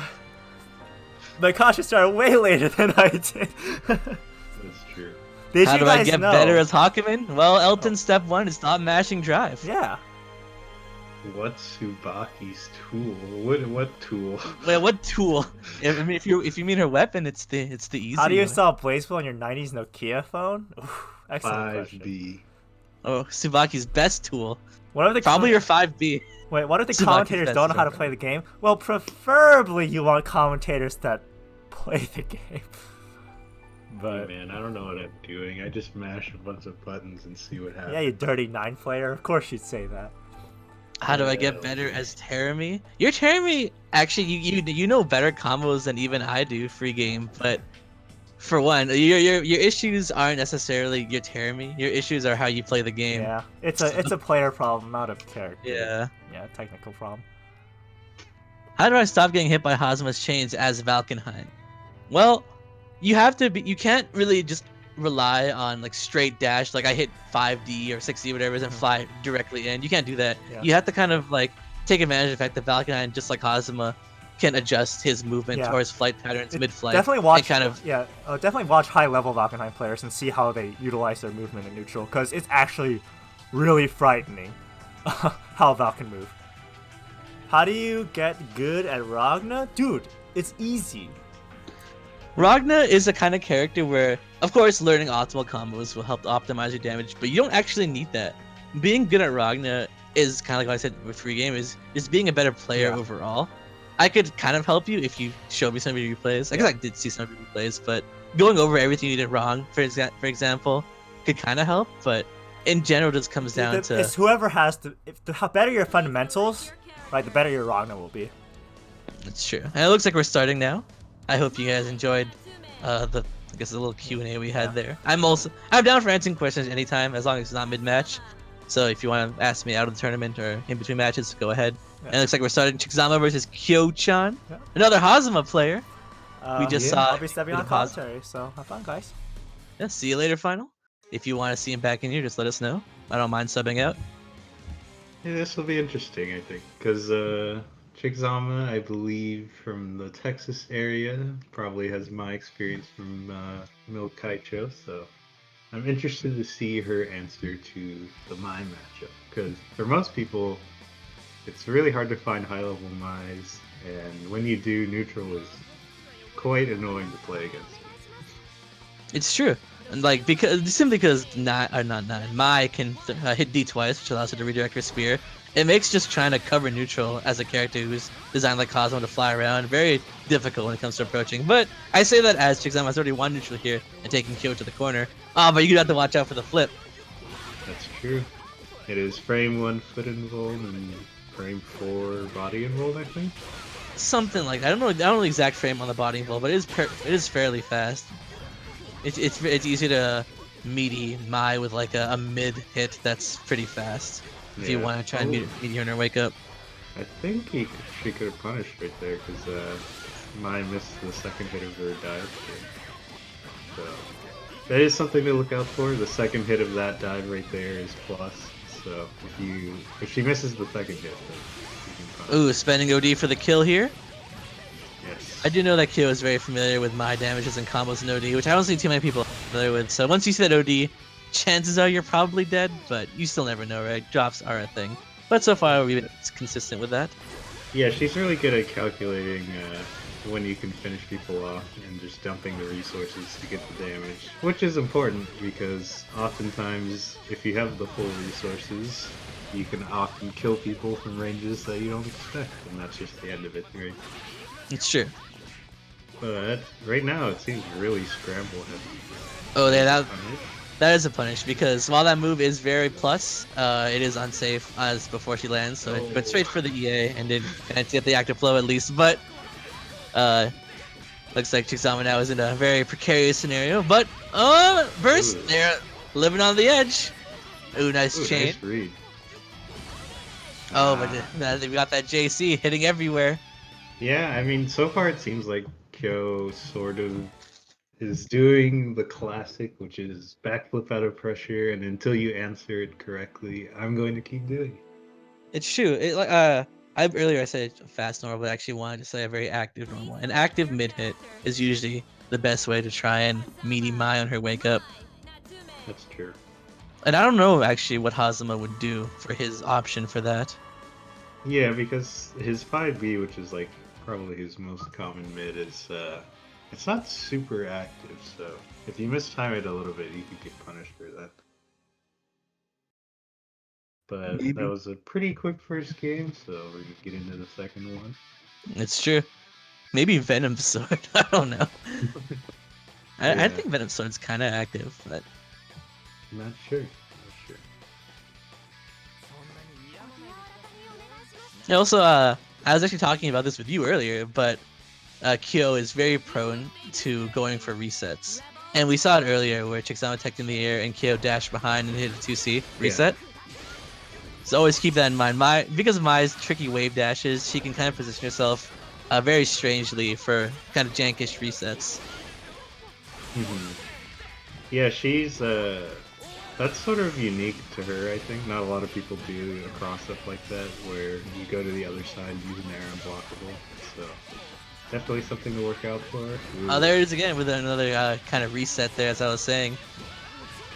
Yeah, she was ready even after the blue beat to do that air grab, so Sama does end up rolling out of the delayed air dash mix-up.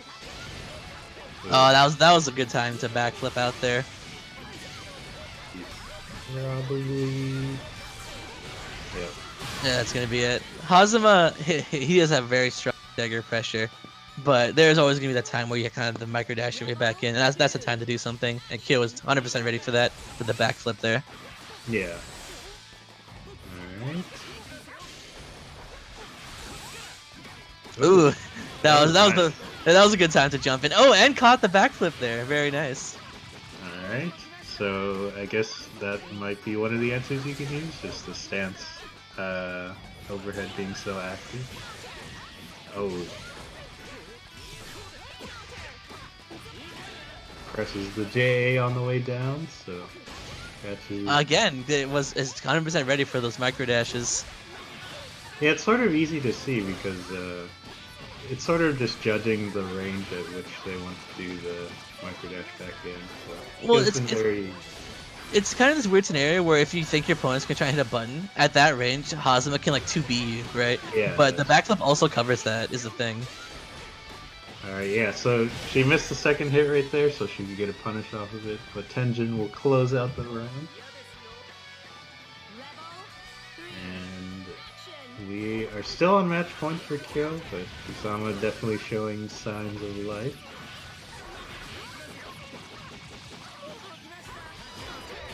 Ooh. I'm not sure what Chickzama counter hit there, but it forced Kyo to burst. Ooh. Nice jump out on the grab, and that will be a punish. It's not gonna kill, but it does take Kyo close to the corner. Flipped out though? Yeah, I think the longer the set goes on, Chickzama's getting better and better at adapting. Great read and a purple throw. This is death. This is the no drops. Yes. There you go. Ties it up. Always gotta watch for those purples. Yeah, that's true. I mean, I think she is fairly well known for air grabs, but in that scenario, that's just the way it goes with that purple grab. So yeah, 1-1 right now. I can't remember exactly the last time we've seen Kyo drop out of winners due to an actual match. It's been quite a while, I think. I do remember there was that one time against the Communists where Kyo was kind of messing around, but I think that's the last time I can remember. I do. If you're interested, I do have the VOD on my Twitch. Insert shill here, but yeah. So here we are going into the final match in winner side for these two. We did see some nice adjustments from Chickzama there. As you said, it seems like the longer this goes on, we have been seeing some adjustments. But I mean, once your opponent starts learning you, that's your. Oh, that was the 6A anti-air. I mean, it's up to you. Sorry, to adjust your own playstyle, right? You need the counter adjustments. Yeah, there's that backflip catch again. And I think especially in neutral, nice roll catch. Chickzama is really picking on the habits of just dive kicking in, or like trying to abuse fast, large hitboxes. So she's been navigating it really well so far. Does drop down to the 2A and an immediate burst. Ooh. So much aerial movement. Actually, both these characters are very prone to, just moving around in the air. They both don't really have like a standard-ish dash, but they're very mobile in the air. Nice, almost nice confirm release. A little too low to the ground for the chain to have the maximum hit stun. Oh. Okay, yeah. It wasn't gonna kill, but yeah, you got the 100 meter for the kill. Very good. Resource dump to kill. It's important to recognize that sort of thing, right? In normal scenarios, you would go back to neutral, and that time the dive kick works out for her.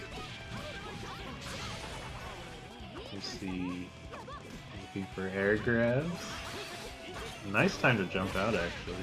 It's true. I know in the corner, Kyo is very prone to doing like empty jumps or just like jumping pressure in general. But Chickzama seems like to be aware of that, and we're just constantly jumping out as well to avoid the mix-up. Out of chain stocks. Well, she has it now. Bursts out. Understandably still getting a little HP, but did drop the combo there. Watch out for the anti. I was gonna say that, but did not get a full confirm. That's okay. But next hit will kill Chickzama, and there is it. There it is. The next hit. Kyou-Chan take it 2-0 that final game. Yeah, 2-1 overall. So good showing, and we shall see more Chickzama later. That does secure Chickzama a place in losers' quarters. Alright, so next, if we look at the bracket, I believe we have Anthrax versus Okammunist. Yes, this is the second match in winners semis, top 8. Yeah, one Lambda moving on to winners, and I see Hito has made his way through losers. So Yeah, he has also secured his spot in the loser side top 8. It looks like SSJ took it apparently 1-0 over Fuzzama. So it looks like he won so decisively that the second game didn't even matter. what do you mean? It says 2-0. We had the ShadowFXE, I see, but I know what my eyes saw. Yeah. Yeah, so he did win 2-0 over Fuzzama, which sets up a Azure mirror in losers. So if you guys want to see that, stick around. That'll be up next. Yeah, actually, we've seen Ragnar mirror, Lambda mirror, and I guess an Azrael mirror coming. All right, so we're gonna get into it. I'll be interested to see what the matchup is here. I think matchup-wise, Okammunist would pick S, but it looks like they've done some underhanded dealings, and we're having Looks like we had some collusion going on. rigged winner semifinals. I can hear final coughing of blood all the way from here. Ooh. So yeah, these guys are not Jin mains, obviously, but I wouldn't be surprised if they both have a Jin sub lying around, right? I mean, both these players seem to be are the kind of players like they just kind of dab in other characters here and there. Yeah. So I assume, and also Jin's like a gateway character, so maybe they're not expert Jins, but I'm sure they know combos and setups. Oh my god. I lied. No. Alright. I guess round start DP wars, but I guess we're going into some actual things now. You know, now that I think about it, I don't really see Jin mirrors that often. Like, I mean, as far as Jin players go on Steam, we have like Final, who refuses to enter tournaments, and Kasaria, who refuses to enter our tournaments, so we don't really see too much of them.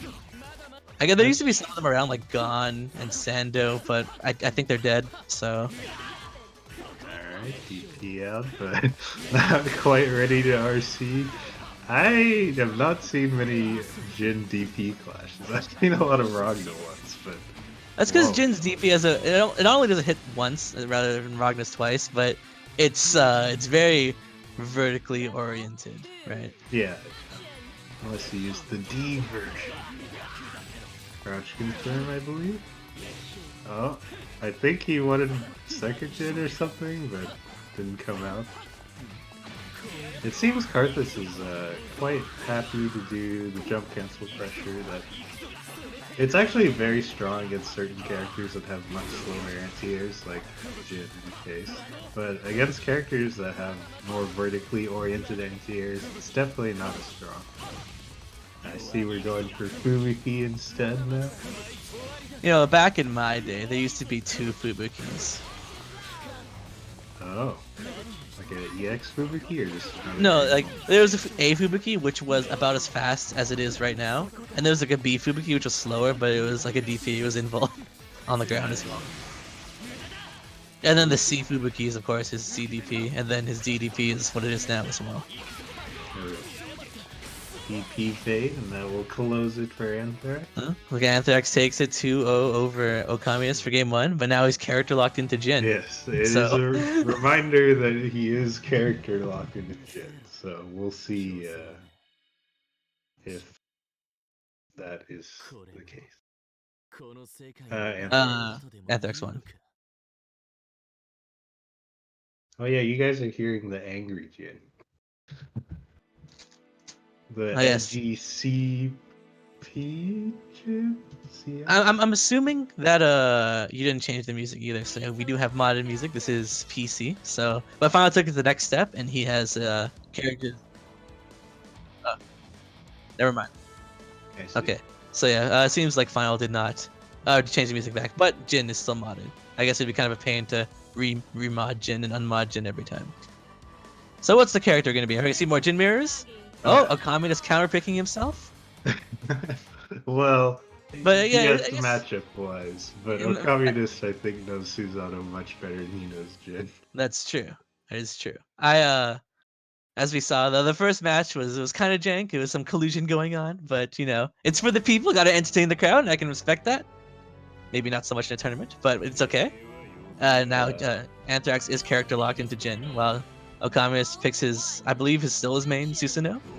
So Yes. And you know, I would say that too about, you know, in the tournament to bring your A game, but I can't really speak for myself since me and Spin did that earlier, so I just have to accept it. ooh, that was a full screen 6A from Jin, so I assume that was supposed to be projectile. So I don't No, that's think actually- he- That's actually not that punishable, especially not with a 5B, so I'm not sure what Anthrax is trying to hit there. If hit anything at all, because it wasn't even a counter hit. Yeah, he wanted the air version projectile for sure, but he ended up getting the ground version. Still not super fun. DP's out. Actually, Okammunist could have killed it if he wrapped his DP into an air combo, but it's okay. Still has a lead here health-wise. Ooh, he hit him before the projectile was active. Yeah, it looked like it was active, but not quite. I was gonna say DP again. was- There you go. Yeah, Susanoo's DP. It goes pretty far horizontally, but not as high as you think vertically. It doesn't go as high as the flames look. It also goes slightly further than the flames reach horizontally. It's very strange that they did it that way. Yeah. You know, we both sort of played. Well, I guess we both play Susanoo. But what's your opinion on 6A usage in this matchup? Like Susanoo 6A? Yeah. I think it's perfectly alright. Best case scenario is if Jin's staying grounded, you get a hit on block at least, right? I guess best case is a hit, like a straight up hit. But if Jin tries to outzone you by using 6A, your 6A, his projectile, your 6A will actually eat his projectile. Like they'll just kind of cancel each other out. So it's not that big of a deal. It's only like once you start abusing it and Jin starts instant air dashing over, then you know it's bad. But the same can be said about any character who can instant air dash. Yeah, So but against Jin in particular, I don't think it's the worst thing in the world. didn't we see earlier where the angle of Jin's projectile was above that? Like the That 6A is or true. whatever? Jin can jump and throw his projectile, which is something Susanoo can't do. But if you're trying to go out of your way to contest your projectile with Jin's, then that's gonna happen if Jin smartens up. However, if you just wait a second and you hit 6A as he's falling down, you'll counter hit him. That's the thing. He's just Okammunist a little too hasty on that. Speaking of being too hasty, he was a little too hasty on that DP and has ended up getting punished. So we're Yeah. even right now, though Anthrax is on game point here. And he has OD, so he's pretty solidly in the lead now. So if Okammunist gets trapped and doesn't get to unlock any seals, there's no escape for him, but just smashes straight up. That's gonna give him the overhead as well. He has his overhead and his both good mid-screen combo extenders. All he needs is his DP, and that's like the basic Susanoo combo for seals there. Level 2 spin wheel does not block high. It's a lot of damage. Never mind. Oh, it gets hit by that Yuki Kaze. Yeah, he went for the meaty 5A, so does end up getting Yuki Kaze. Counter assaults, but does end up getting baited. You have to watch out. Jin's 5C is jump cancelable on block.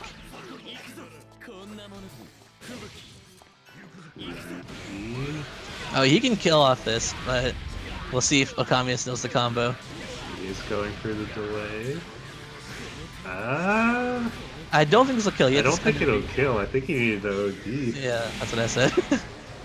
But Jin very low. Oh, hits him with the perfectly spaced spike from the wheel. Well, that was Snowflake that I saw, right? I think it was either Snowflake or just his projectile. Okay, so I don't know what input you would want to see there, but Oh, actually, uh, Kyo did mention could he have Yuki Kaze that, and the answer is yes. And maybe that's actually what he wanted. Maybe he did want a Yuki Kaze. I thought Yuki Kaze was 236, 236. Yeah, 236, 236D, and then the projectile is 236D. Ah, I thought it was 2140. No, that's Snowflake. That's no 214D is Ice Car. All right. Well, I don't play Jin, obviously. So the corrections are welcome, but it looks like we're going back to Lambda versus Susanoo. So these Guys, are this- the mains. This is a matchup that both you and I have experienced quite a bit. It's true, and it's one that can go either way. I think pretty quickly. So Actually, I'm not sure which one of our central clashes it was. If maybe it might not even been a central clash if I remember correctly. But Okammunist actually stated that he has a lot of difficulty against Lambda in general. Yeah. Ooh, Ooh, nice catch.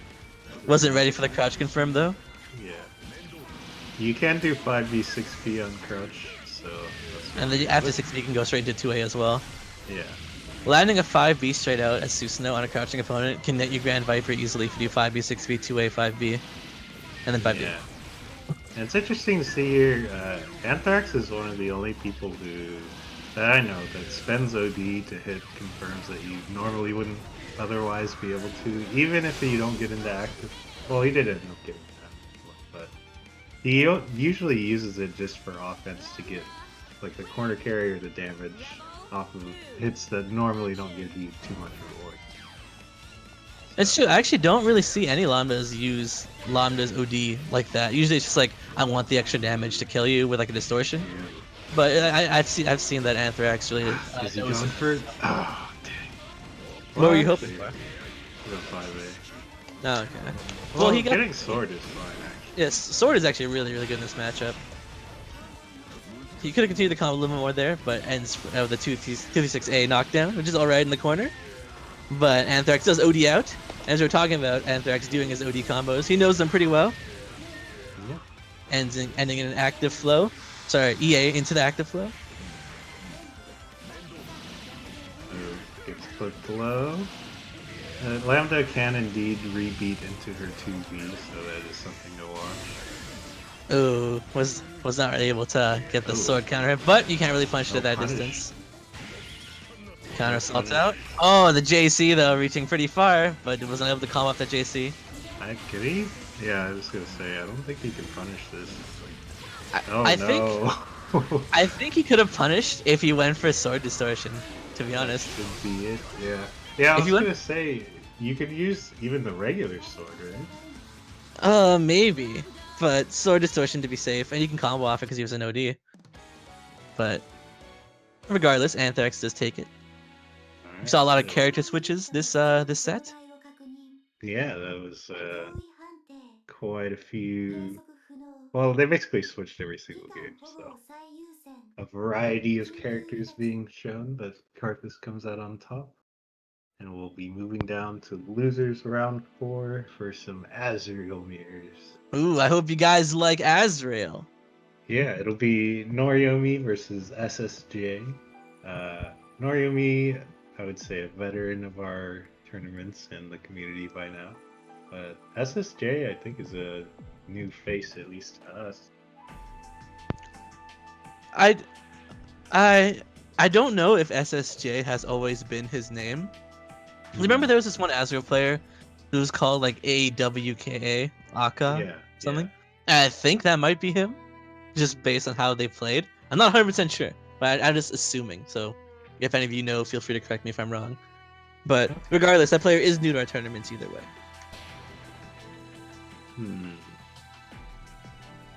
Why didn't SSJ play Azrael against me? I don't know.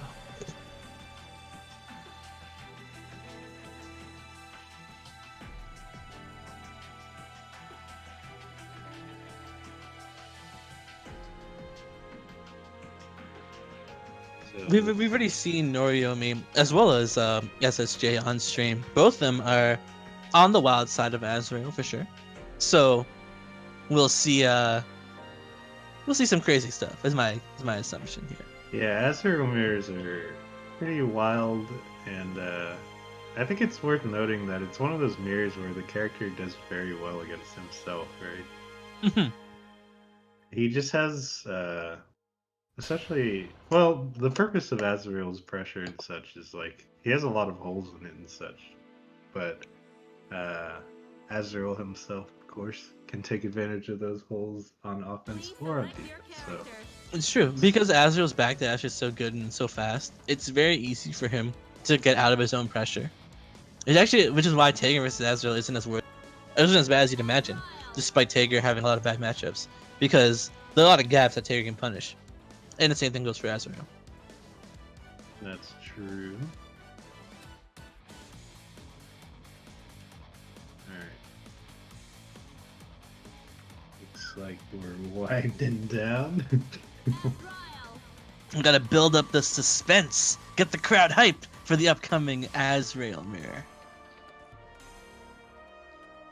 This is another matchup I don't really see too often. Despite, I think Azrael is like somewhat common. There aren't too many like dedicated Azrael mains anymore, but it seems a lot of people have a pocket Azrael. The wheel of I think the fate people who like turning. main Azrael like really love him and wouldn't Yeah. really play any other character besides Azrael, or maybe dabble in a little bit of other characters, but it's mostly just Azrael. But at the same time, there are people who just like everybody can play Azrael to an extent if you just give him a try. Ooh, EA's out. I was telling this to Final, but I told you everybody wakes up in EA's if they have the opportunity to. that's true. Double 6A. I'm not exactly sure what he's trying to catch. Well, he was trying to beat the Gustav. We actually saw it from the other side where I don't remember. I don't actually know, but Azrael 6A does have mid and ball, so he's able to go through the Gustav. Is this Azrael footsies or just It is! 5C? I mean, it feels like they're grilling out, and maybe they are just a bit. But this is what you do, especially against Azrael. Ew. No. Alright, Noriomi's the red one, and SSJ is the bullet Azrael. Okay. Yes. And you know, actually, I didn't think about it, but Action. Azrael, I think one of the characters is more common to do cross-ups with, but many of Azrael's hitboxes actually reach behind him, so I'll be interested to see if we get any of those wacky hits going on. You see his 5B hits behind him for sure. But I'm not sure what else was off the top of my head. What's happening? There's so much dashing and jumping. As you can see, like Azrael's his 5D is on the faster side of overheads, but he's still easy enough to backdash out. Ooh, nice get from that. It's fatal only. He did spend the meter for to combo off it though, but catches the no tech. Ooh, the double cross up fell for the forward DP. The thing with double crossing up is it only works if your opponent assumes you're gonna cross them up in the first place. Because when you double cross them up, you're actually just still in front of them, right? So always be aware of that. Oh, evades the DP and finally with Gustav. Yeah, Azrael's DP is in fact low profilable. Rebel. Not even Azrael can escape from that. Action. It's like watching a Dragon Ball Z fight where they're just teleporting everywhere. I'm not seeing enough projectiles for it to be a Dragon Ball Z fight. That's true. A nice confirm. In order to combo off that, it's when you do have the instant air dash. That was very reminiscent of really old CP combos. I miss those Azrael combos. They were like, Ooh. DP's out of the OD, wasting the OD timer. he did drop the combo. That was supposed to be TCL there, but he turned to 6C. Zeke, he does have a projectile. I believe it is Sentinel Dump, isn't it? Yes, it is. Sentinel Dump is in fact a projectile. You people in the chat saying no. You liars. Yeah, don't listen to those people. Sentinel Dump is in fact a projectile. But as we say that, SSJ did end up closing it out. That's true. Also, I believe 2C is also Yeah, the one where he flips to the ground. the rock. at you. Yeah. Can you infinite growler volleyball? I don't think so, because if you fire Growler, so I thought fire projectile, the other guy growlers, and you can cancel it into another phalanx, and then he'll hit the other guy because he'll still be in recovery, unless they're at least full screen and they wait. And if you kind of like delay every input, then you could do it. Yeah. But I highly doubt we're gonna see that interaction. So. Yeah, I mean, first off, you'd have to Growler either Sentinel or 2C, which are both really weird places to Growler. So, and not that yet the other Azrael would have to be ready to catch the Phalanx Cannon. But I guess it is possible. I guess like Naoto and Valkenheim, Azrael can never have Phalanx Cannon because they don't have projectiles, right? Yeah. Alright, so game 2. More dashing, more Gustav, more 5C. More DP, more 5B. The wheel of fate is turning. Rebel 1. Action. I gave him the light tap on the head and jumped away. Ooh, that was one of the jank Blaze Blue air grabs. He was above him, but still grabbed him. Oh, that was a wake up Sentinel. That would have been the time to Growler at him. All right, the good old 3C Shin kick, and it is actually quite a strong starter compared to most 3Cs. Yeah, taking the weak point into account. That was like 4.4k with no meter and into the corner. DP's out. Oh! Ah, he tried to do it, but it still worked out regardless. That was pretty interesting. I think he just got hit with the active part of Growler, right? Yeah, he did. Because Sentinel, one of the reasons why it's so plus is because it recovers so quickly, right? It has like 0 recovery, which is why it's like plus 12. So he actually whiffed Sentinel. He's already in recovery. Ooh, alright, going for a reset, baits the DP, and he can punish the Goose Stun, so he gets the combo after this. Double weak point. Yeah, his double weak point, but he missed time his Oki. He gets hit by the wake up 5A. Spending meter for a 500 extra damage. Yeah, I thought he was gonna do Valiant after last year, right? Well, I think in that scenario, while he could have done it, the combo would have been too parade to get anything significant off it. But I guess he would have gotten the corner, which is good. Speaking of Valiant, the Right? classic Valiant kicks. SSJ had a slight opportunity to burst there, but did not take it. So Norioumi takes it 2-0 for this set. Yeah, so game 3 coming around. We are going into game 3.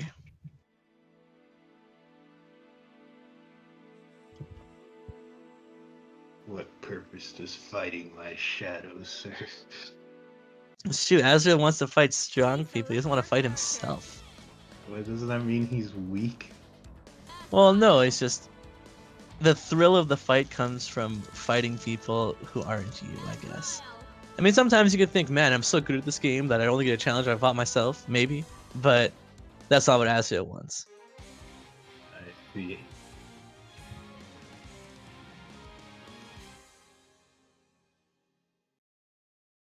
I mean, to be fair, I think both of these Azrael players play pretty similarly. They're both on the wild side of Azrael. Yeah, that's what I was saying before we started, right? They have the similar play style. And we can see that neither one necessarily has like a huge advantage over the other, has game 3, rather than being a 2-0 sweep. Ooh. Backdash catch with Gustav. That is one of the things you need to... Whoa. Wake up, Gustav catches the backdash with the J2D. Yeah, I think he wanted DP and it just crossed out. Which happens more often than not, and sometimes the Growler actually wins just because it's such a fast startup. Backdash. Seeing a lot of backdashes. Ooh, caught him with the Growler. No confirmed though. Growler on counter hit. Not Growler, sorry, Gustav. Gustav on counter hit is actually, you can confirm it to a pretty full combo from that. Decent amount of hits done. Instant block. Instant block, but no punish. Well, even on regular block, Azrael can backdash out of the block stun from Gustav. Yeah, So it makes it kind of weird using Gustav as a pressure tool as well. Oh, he wanted Blackhawk Yeah, Stinger. that was 100% a drop on Blackhawk Stinger there. Uh-oh. I guess he was ready for the Gustav. I'm not even sure if we saw a full combo that game. There were a lot of just stray hits into death. Yeah, it is quite scramble heavy so far, which I guess is expected of two characters who don't have any projectiles or buttons on any 5C. Oh. 5A anti-air. Did drop the combo though? Yeah, but Azrael's 5A, not only does it hit pretty far above him as an anti-air, it also catches crouching. It's fairly, it's air and block. Yeah, his 5A is air unblockable. It hits above him. It hits below him as well. It can be used to catch rolls. And it's also pretty alright on block. I think the only thing it's missing from being like the perfect 5A is that it's 6 frames, I think, not 5. Yeah. Which Oh, the Hail Mary DP converts into a combo. This won't kill though. Oh, that should be a punish. Yes. That is 100% a punish. And Norioumi takes it 2-0 in the final game, but the score being 2-1. Yeah, I mean, I think that's just another example. Azrael has a very easy out to his own DP, and it's just dash through. Or you could just low profile it, but It's a little harder for Azrael to low profile. We did see it earlier, but that's because Azrael is kind of spaced backwards a bit. He did 2A. But like if he's point blank, I don't think he has any tools to low profile it. yeah, you have to be spaced just a tiny bit. So good stuff to Noriyumi. He'll be moving on, and I believe next up we have Daoko versus Hitoshyura. Ragna versus Lambda.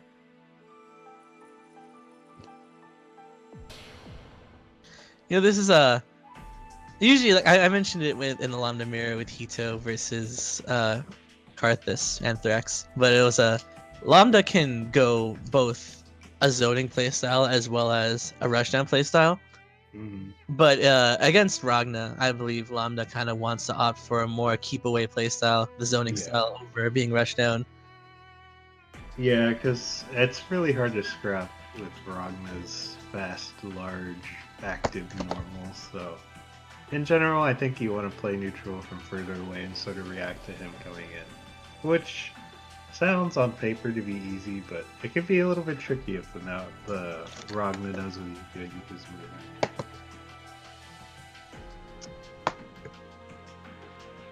I remember we used to see Sunfrost using the specials as movement options a little bit. That's true. Using Gauntlet Hades or Air Blood Scythe can be used as like a pseudo air dash. Hell's Fang, of course, as your ground dash. Ragnar can actually be surprisingly tricky when it comes to getting in. You just have to be creative with it. Yeah. And on the flip side of this, I think Hito, this is sort of the matchup where I feel like he's gained a lot of. It feels like the skill set that he's acquired while playing applies to this matchup pretty well, where he wants to play the neutral game and make the correct read on people's approach habits and then take advantage of that. So this is definitely the matchup to do so. Oh, there we go. We're starting it up.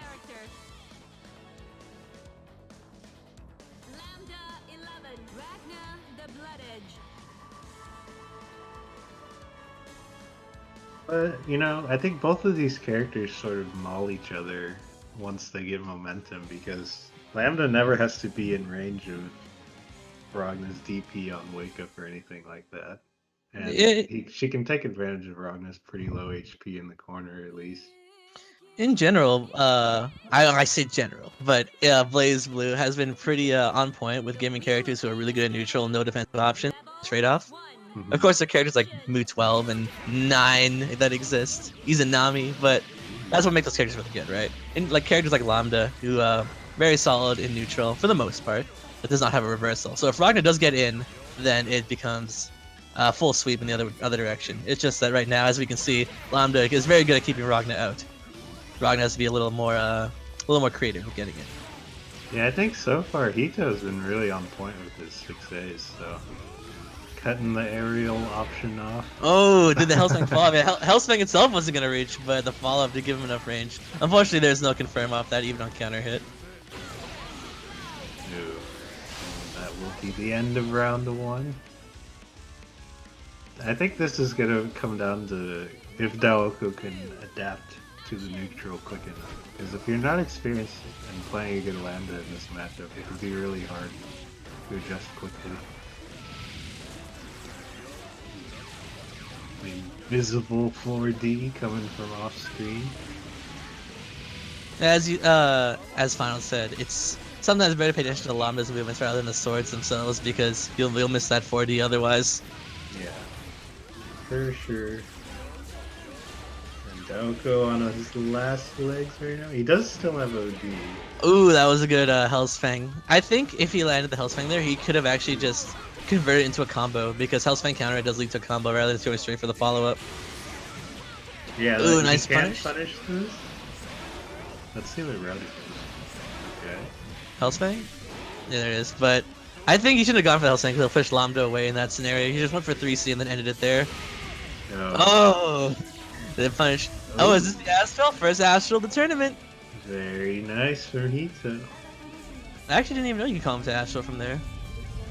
Well, you can just go from 3C straight into Astral, but he opted to go for the Spike Chaser.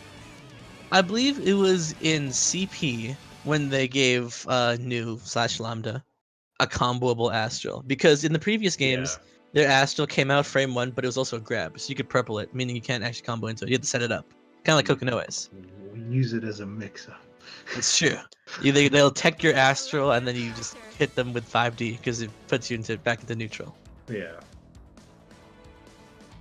But yeah, so because of that though, I'm not too familiar with how these characters go about comboing into their Astral, but I guess 6A works. Well, not 6A, 3C works. Yeah, not Hito. Lambda has a fairly easy time comboing to her Astral, I would say. So, one of the more practical ones. It's not like Azrael level, but I mean, Azure can 5A non-counter hit, air hit into Astral. that is true.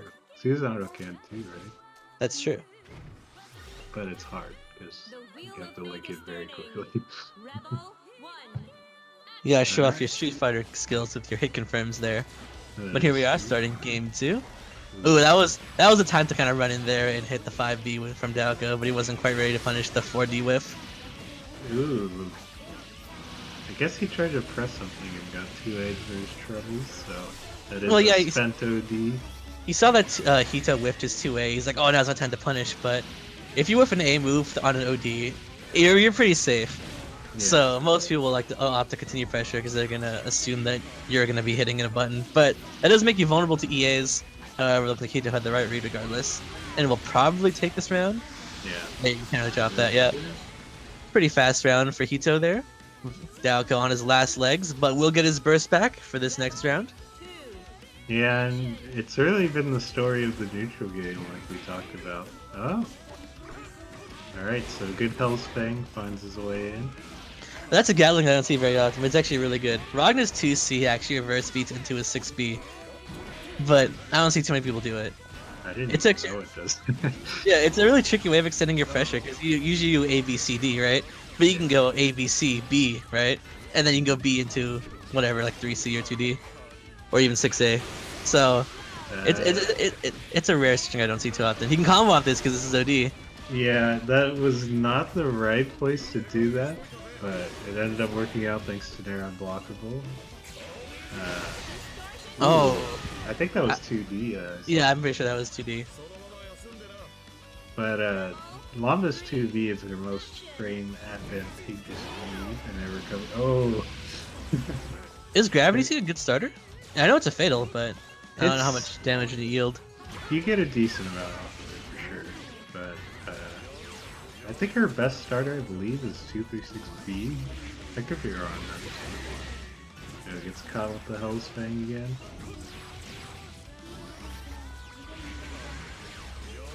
Alright, now it's going to be a game of patience for Daoko. Hito really keeping his distance. Those wheel damages are really starting to add up for the chip. Oh, he's going to have to burst this sooner or later. Burst here? No? Okay. That saves his burst for next tournament as well. Ouch. And that will be the end of that. 2-0 for Hito. Pretty convincingly, I would say. We're gonna continue with losers for one more round, and then we'll go over to winners. So that means it is Okammunist versus Norioumi. Oh yes. So funny story. These two do not have the greatest connection for whatever reason, even though they are fairly close, I think, in terms of region. But we're just gonna have to power through. I actually did move them to opposite sides of the bracket to avoid this, but looks like we're meeting up in losers anyway. It's fate. Fate Grand Order. Actually, I do remember there was one tournament in particular where these two fought, and I don't remember the specifics. It was quite a while ago. It was during one of our weekly tournaments when we used to run them, but there was kind of a bit of a rivalry going on because I think Okammunist said something that didn't sit too well with Norioumi, and it made him kind of mad. Everybody's a little heated. So I do remember that little bit of backstory, the little lore between these players. So I don't know if they ever settled that or they don't really talk. I don't know, but regardless, here they are playing again, and we'll see how it goes. I believe they settled it, Select so your I think character. we're all clear now. But as it stands, it'll be Azrael versus Susano or S. So often for Susano. What do you think this matchup? Or how do you play this match? Well, if it were me, I would lose because I actually hate this matchup. I'm really, really bad at it. But you'd think, oh, well, Susanoo has twice, maybe even arguably 3 times the range of Azrael's buttons, depending on the move. He even has a 6A. But those don't necessarily determine if you'll even win neutral. Azrael is just a lot faster in general than Susanoo. Susanoo is very clunky. And right now, as we can see, he doesn't really have a way to deal with this. His buttons are too slow. Oh, but that time I'm not sure when he was able to mash out there, but it was the right call regardless. Ooh, bursts out though. And now he's starting to get his seals. He does have his DP, which is very, very important in this matchup. Yeah, for sure. I mean, it's important in a lot of matchups, but matchups like these where the opponent is like a hyper-offensive character, it's definitely necessary to have this. You just have to keep in mind that it is a projectile, and so if Azrael is ready for it, he can actually growl it as Susanoo. The anti-air missing there.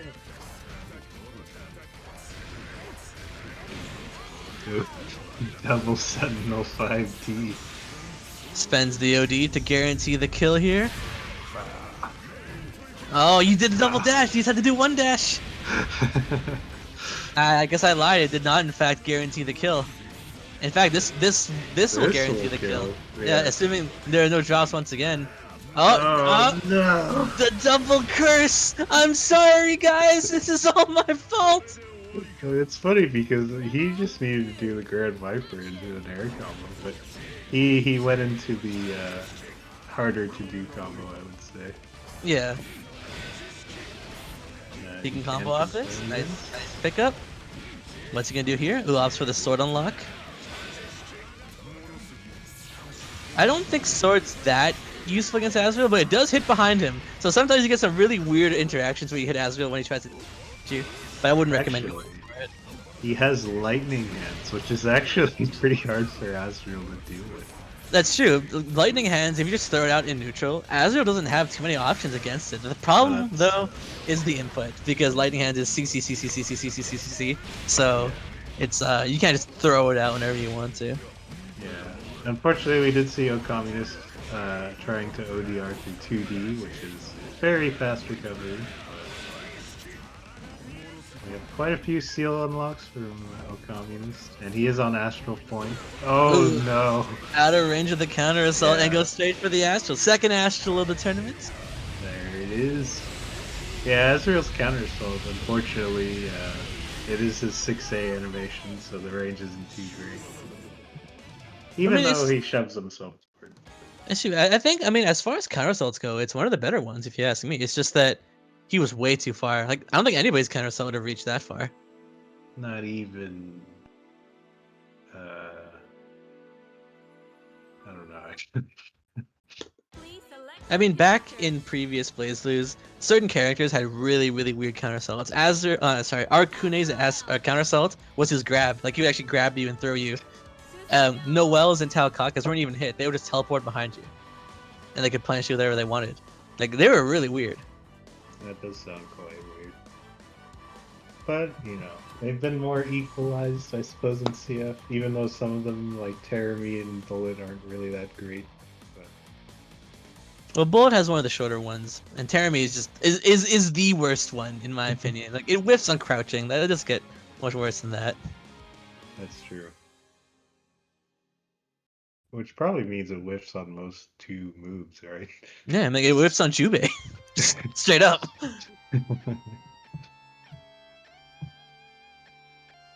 Alright, so Okammunist starting off strong. It's his first of 2, so Action. he only needs one more win to win it over Norioumi, but We had the respectful backdash on round start. Not backdash, I guess back walk. yeah. Oh, the Oh, 5B did catch the forward dash. that is an interesting time to press 5B because 2D is plus, but I suppose he knew that Azrael has no buttons that would reach at that range that were What? faster than 5B, right? I think Azrael's 2B would have beat 5B. Okay, that's true. But isn't Azrael's 2B like his least used move? It's his least useful move, but in that scenario, it would have been good. That's I mean, it's true. the same thing with Susanoo's 2B, to be honest. Susanoo's 2B isn't that great either. DP's out. Expected a DP in reply again. Who was not ready for the rapid. Ah, Wake up, Scud. He can rapid this, but oh, didn't even get a chance to rapid it since he DP'd. oh, he went for the EA and it ended up paying off. Not quite the round yet, though. Oh. Oh, there you go. That's the round. The back dash, or maybe that was a forward dash, just into straight up 5A. Did catch Okammunist on his landing. Action. Yeah, the EA Norioumi went for is the one we were talking about earlier, where ODing through A's is usually not the right choice because they can just do something right after. But because Okammunist thought that, he kept mashing A and EA ended up working out. So Yeah, I mean, in general, like at the start of CF, everybody would OD EA because EA was actually safe on block. Actually, I think it was even plus on block. But after they nerfed that in CF 2.0, no one like ever really EAs anymore, unless like a very very obvious punish. But sometimes it's okay just to EA, like we just saw earlier. And now it's Norioumi who's on Astral Point here. Never mind, he counter assaults out. nice Seeing a lot of block cross on ups. Nice grab tech. Yeah, I think Okammunist's defense has been pretty good so far. He is And he- unlocking seals. And even though Norioumi does have more than double of Okamu's health right now, Okammunist can actually kill Norioumi in one combo here, depending on the starter. That could.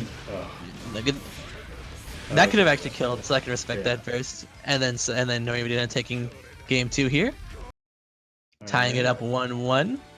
So yeah, this is it's sort of the nature of the matchup where it can really swing either way because Azrael is like the momentum-based offensive character, and Susanoo is the same, but he needs seals to start, right? Please select your character.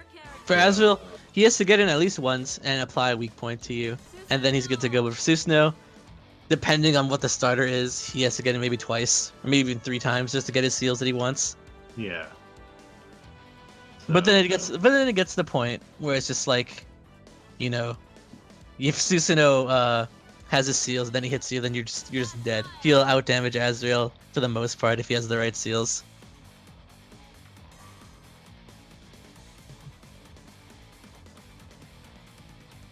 Alright, so it looks like there will be no S from all communists. But you I know, don't think. Well, yeah, I mean, it depends on how well you think Azrael can adapt to S. Just kind of like Tager, where S runs over Tager. mhm. You can't autopilot your S pressure the way Yeah. you normally do because it's very easy for Tager and Azrael to wiggle their way out and punish you big time for it.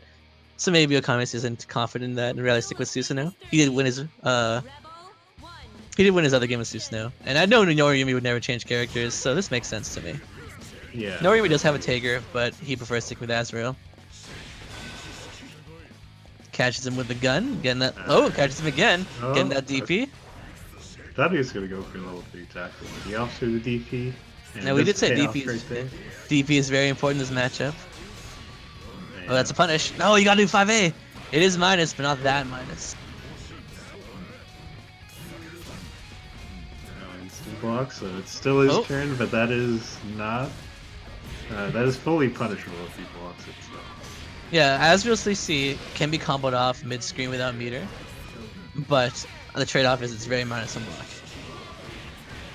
And catches him again with a 6D rapid. Oh Oh, no! dropped the combo though. DP's out, it's okay. Oh, not ready for these 6As though. Azrael in like chip health here.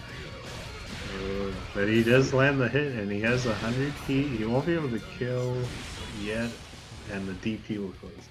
If 5BB, the second hit is +5, I believe. Very, very plus. But there's a gap in between 5BB. Yep.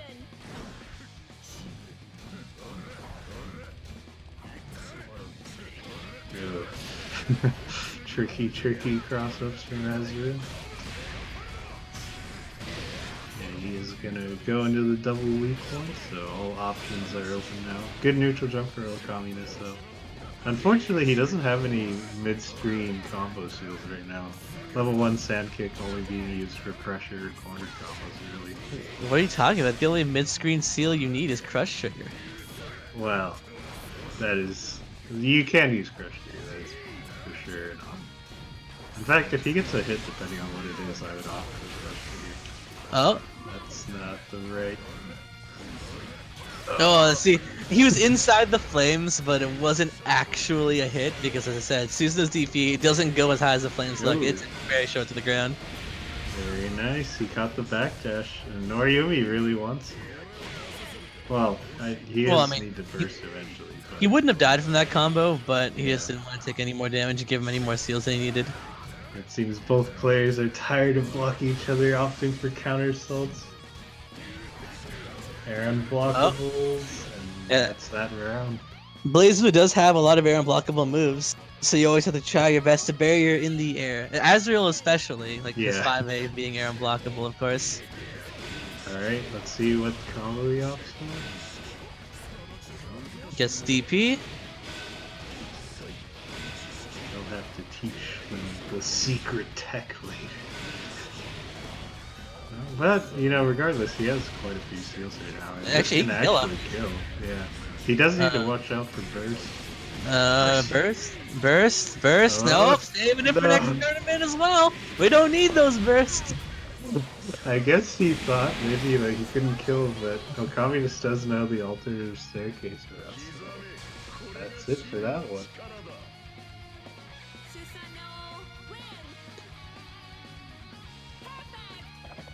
I got the perfect play out. Congratulations to Okammunist. They're taking it over Norioumi, securing his place in losers semis. Yeah, so we'll be having Chickzama versus Hitoshyura, despite what the stream may say. Yeah, the stream's lying to you. Don't listen to that guy. But yeah, if you guys see Grand Viper in level 2 spin wheel, he can do things after the spin wheel if he does the right route. So It's true, and you can also combo off it if he has 50 meter too. yeah. So if he has spin wheel, he gets rapid. And it would just lead to a lot of damage. But then again, I guess a lot of things lead to a lot of damage. That's true. So yeah, we have Chickzama versus Hitoshyura, Azama versus Lambda. I think this is a matchup that every Murakumo player, even back in the day, hated. I think we know a friend of ours who just absolutely despised when Hazama came out because he played New, right? It's true. Because, well, he played Lambda because New died in the story, and then she got turned into Lambda. But, yeah, because the Murakumos cannot adjust their sword once it's been thrown out, and Hazama can adjust his flight patterns, it's incredibly easy for him just to be like, I can make you whip your sword, and he's in your face, which is exactly where Murakumos don't want you to be. And it's because of that this matchup just becomes really, really hard for the Murakumo if they're committing to swords. Yeah, so... Well, if Lambda gets the right read, then you can go for swords. But I feel like the risk-reward is like heavily in Hazama's favor. So, we'll see what Hito's response will be. I see DXP is suggesting the handicap of both of them can't use drives, Well, if which neither I think would benefit Lambda more than... Yeah, if neither player could use drives, then Lambda would suddenly have the advantage. Yeah. I mean, Hazama's quite bad without his chain, so... But, It's sort of the same sort of matchup in the same vein of Bang and Tao, where they just have so many movement options that it becomes really hard for Arkumos to pin them down. Their normal game plan, so they either have to scrap close range with them or sort of react to what the opponent is doing.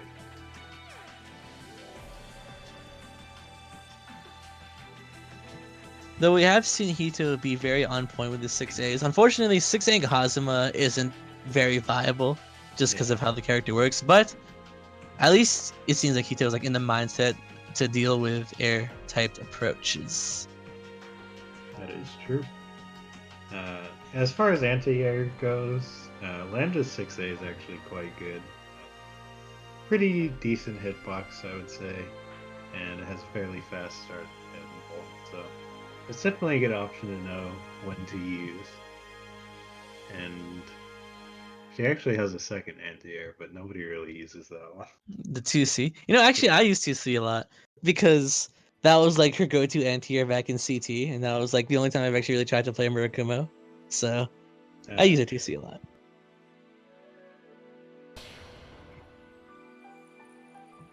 There we go. Well, the players are here and ready to go. Yes. This is a different Hazama than perhaps we're used to seeing. Fuzzama did drop out of the tournament in 9th place, I believe. But Chickzama is here to support the snakes. Yeah, carry on the Hazama spirit. Unfortunately, there was no Terami representation, but we did have some Susanos and some Hazamas. We could have if we had free game, no complaint. Free game, no tournament entry. But yeah, as far as Hazama goes, or Hazama players go, I think Chickzama is definitely up there in terms of active, strong Hazamas. Chickzama's is quite the veteran. I remember many years ago, back in BBCS on Xbox 360, I used to play against Chickzama. Back then, many a year ago. Xbox. Those Xbox. don't exist anymore. What are you talking about? I have an Xbox right to the left of me. That's true. But it doesn't exist for BlazBlue anymore. In fact, yes, little known fact, I play on an Xbox 360 controller. Which are very hard to find these days, so when they break, I'm very depressed. But here we are, starting the match. Alright, let's see. Ooh, gets the nice read with a 2D, but was not ready to convert to full combo. Nice chain usage there. Able to convert this to full combo, perhaps. Yep, there we go. 2.8k.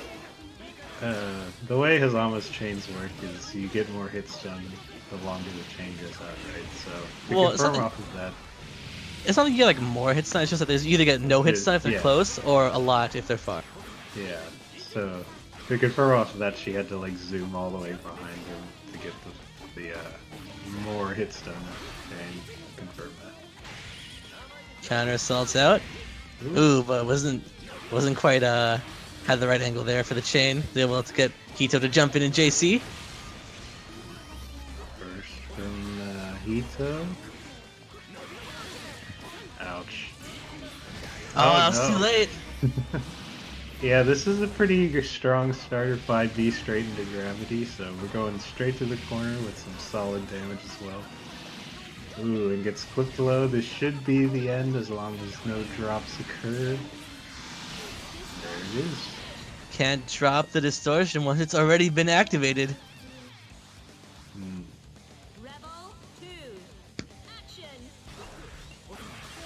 Alright, so round one. Ooh, 6A usage right there. We talked about it earlier.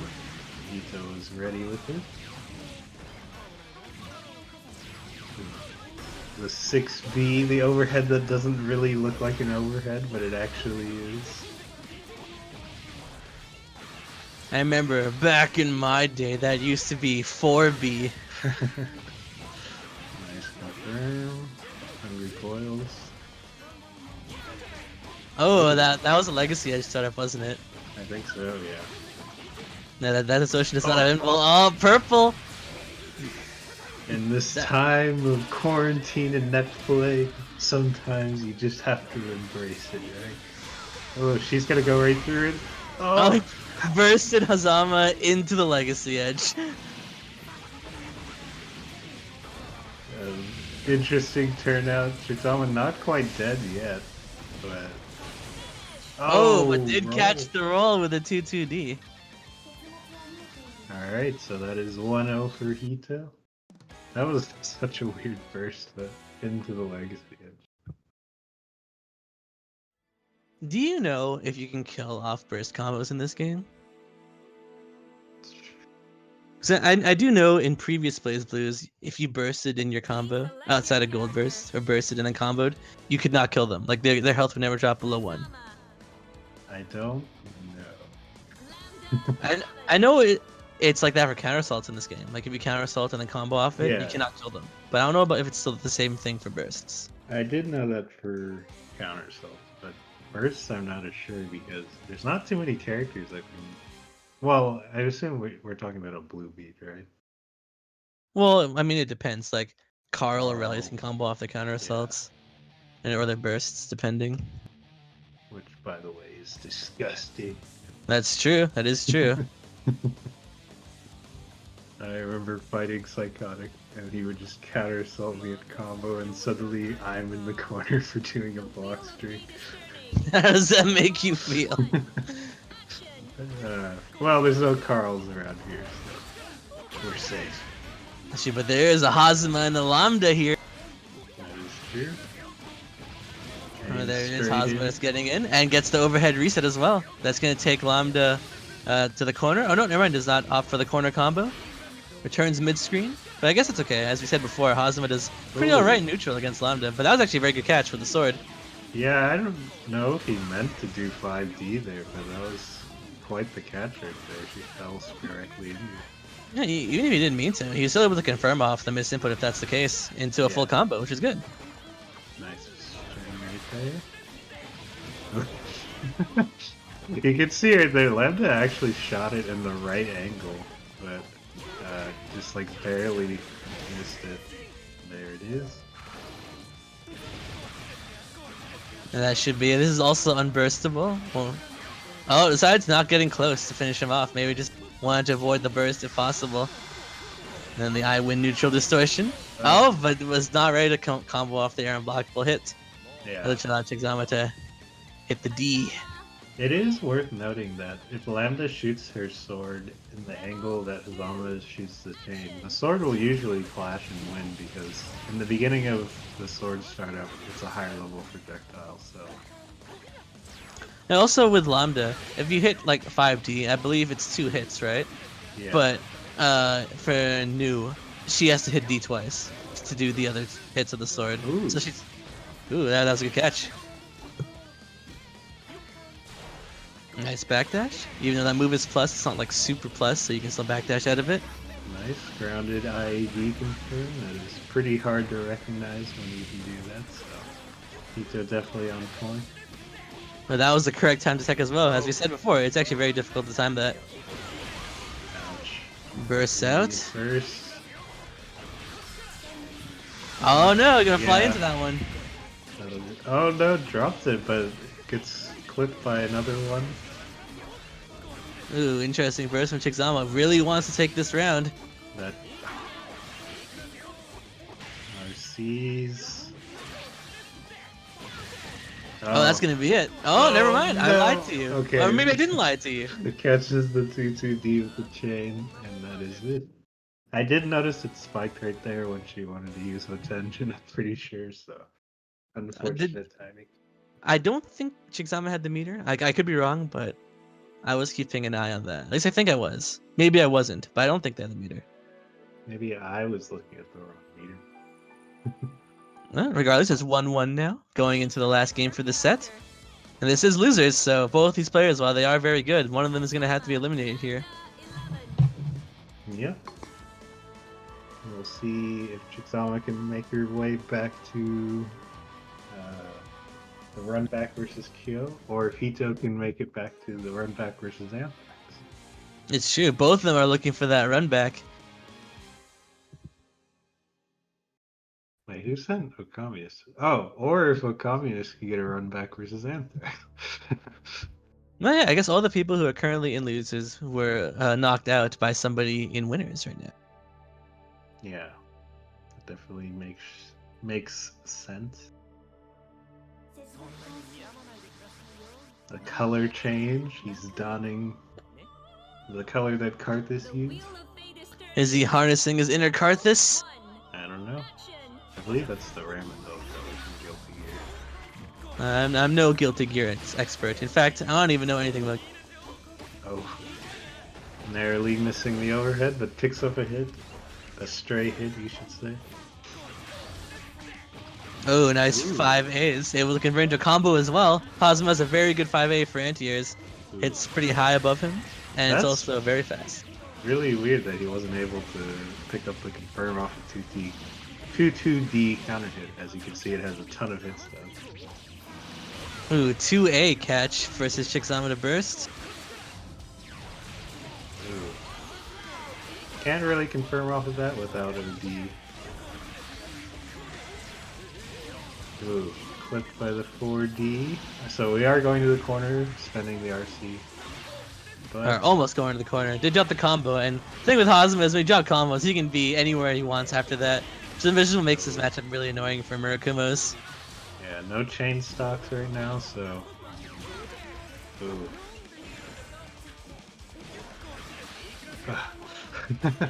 Pizza's trying to find his way out, but Counter assault, yeah, there it is. The counter assault. Ooh, catches picks up the roll. That's quite a few times I think this set that someone's been punished for trying to roll or something. So. Rebel. Good stuff on Hito being ready to catch it and confirm it.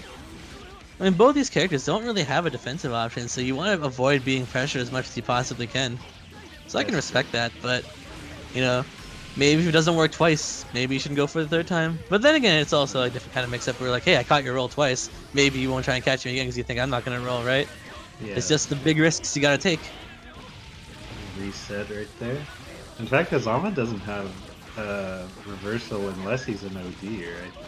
Yep, so tension does become an actual reversal in OD. Oh, great read right there on the roll.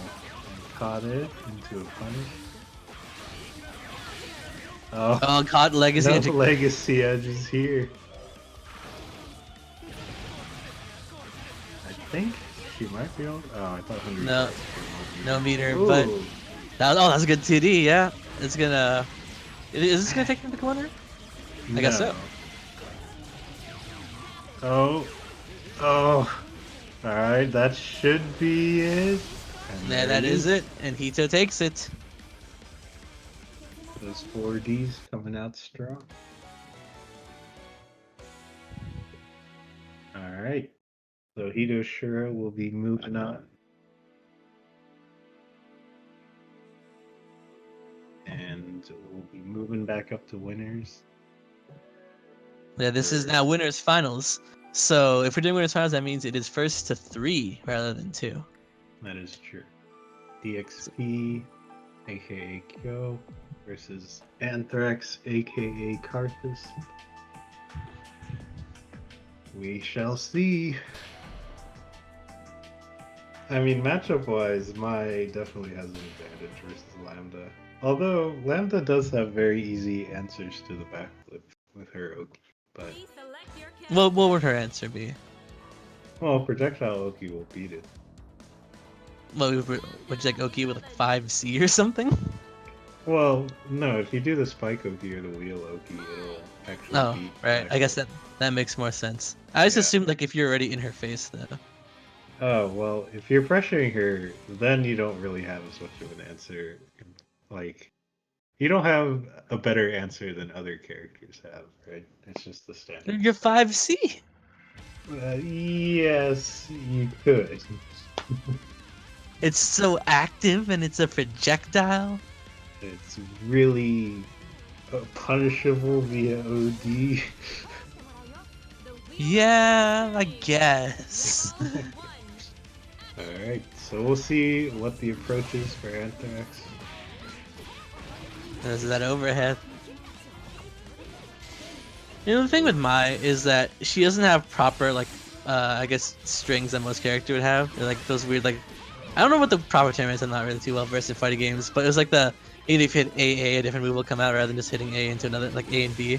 And because of that, she has 3 overheads, but they all come in semi-telegraphed parts. So if you're familiar with Mai, it's actually kind of easy to deal with, but I don't know how many people are familiar with when the Mai can throw out overheads. Yeah. Karthus being vigilant on defense ends up having to counter self. Ooh, that was a drop right there, but Karthus wasn't ready to tech. Yeah, I wasn't sure that was gonna combo, like just straight up dashing into the super from that, but ends up working Ooh, out. nice backdash. Oh, but they get clipped by the dive there. It's gonna hurt.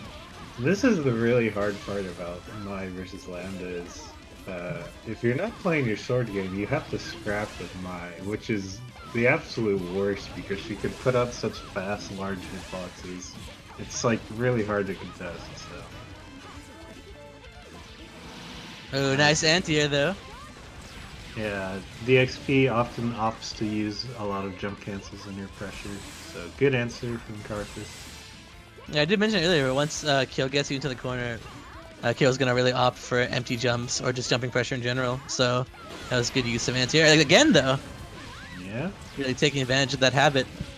I wonder if we'll start seeing Kyo use more anti-air baits with like flips and such. Ouch. Oh no, you could have punished the first hit, but not the second hit. He wasn't ready for the rebound.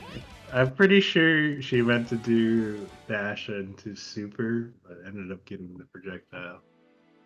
But the projectile comes back around and snipes Karthus out of game. So yeah, I mean, you can sort of see how this matchup goes, where there's very little times where Lambda is able to win the neutral and take advantage of it. But I think Karthus has been doing pretty well on defense in terms of keeping safe, not like mashing out or anything, and anti-airing at the appropriate times. Yeah, if you feel like you're just gonna lose neutral anyways, and you resign yourself to blocking, it's not the worst thing in the world if you're confident in your defense, and you can punish your opponent for their mistakes that way, rather than just flailing around neutral and getting caught up by a certain move anyways. But while it's not necessarily the best choice that a lot of people like to make, we've been seeing it work out for Karthus, at least with those anti-air. It's very good on him for catching all those jumps and taking advantage of that. Yeah, and on the other times, it's usually been a couple times that he's gotten clipped in neutral that are really hurting. Nice for him. Oh my god, that range. I think Lambda extended her hurt box there. Yeah. Ooh. I caught low and wasn't really ready for the straight up run up into a grab. Ooh, that I actually didn't think the anti-air would catch behind her as well. But I think don't think it does. I think she extended a hurt box. Yeah, I was gonna say maybe my extended hurt box with a JC, but it's still like I guess that means like her hurt box went so far forward that it went in front of Lambda, despite being behind her. Yeah. Oh, Ooh. that's Yeah, a punish, but I don't think he had to E either. He could have just gone for a Yeah. combo and it might have killed. Oh, that's alright. Hits him with the JC. Alright. So he's on the board with rounds, but he is down OD, so does need to be a little bit more cautious now. So fast. Well, we are going to the corner. Another character with great corner carry as well.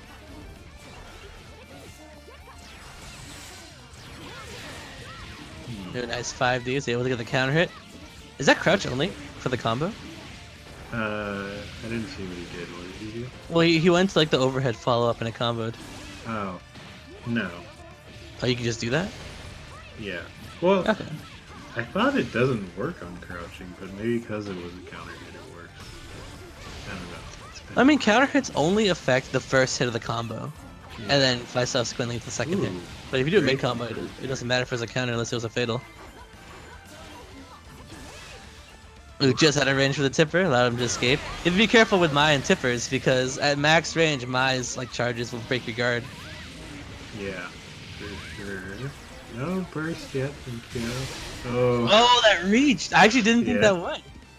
But I guess he does have a very long spear. Yeah, I mean, just look at the range on that spear. So that was 100% the correct answer, so good use of the super right there by Kyo. So, yeah, she was looking for an anti-air, but just ended up getting,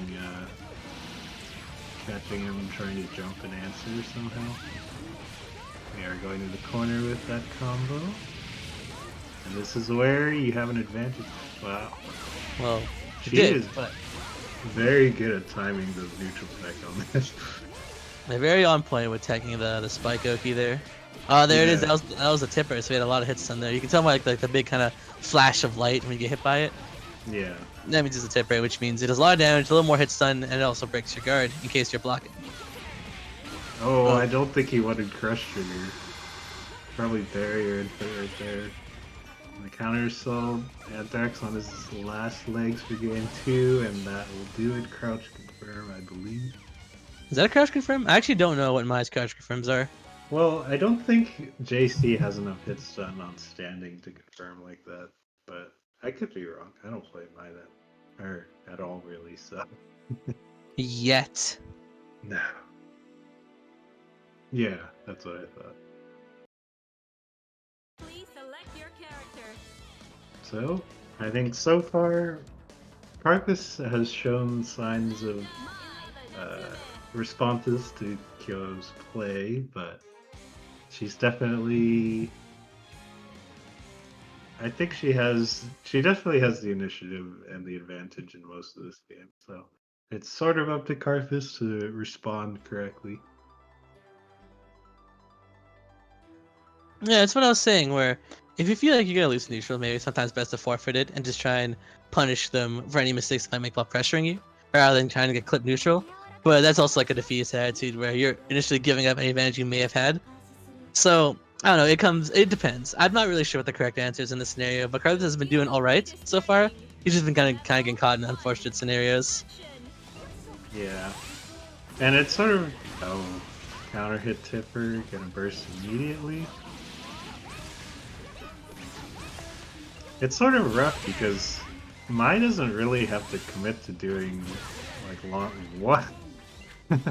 I guess Spike Chaser was an answer right there, but Mai doesn't really need to commit to doing long block strings or like overcommit and pressure because she's totally fine with returning to neutral because she's so strong in neutral. And we did see right that Carlos didn't want to tech. Very good choice because Kyo really does like going for those resets. So just keeping that in mind, allowed him to tech in the air when she had going for a reset, which allowed him to get out. Oh, but he did backdash into the corner there, unfortunately. Yeah, I don't think he wanted that, but does end up getting punished for it. There's like they did add that in CF2 where if you hit them with a tipper in the air, it pulls them towards you, like magnetism. Ouch! Nice tipper combo.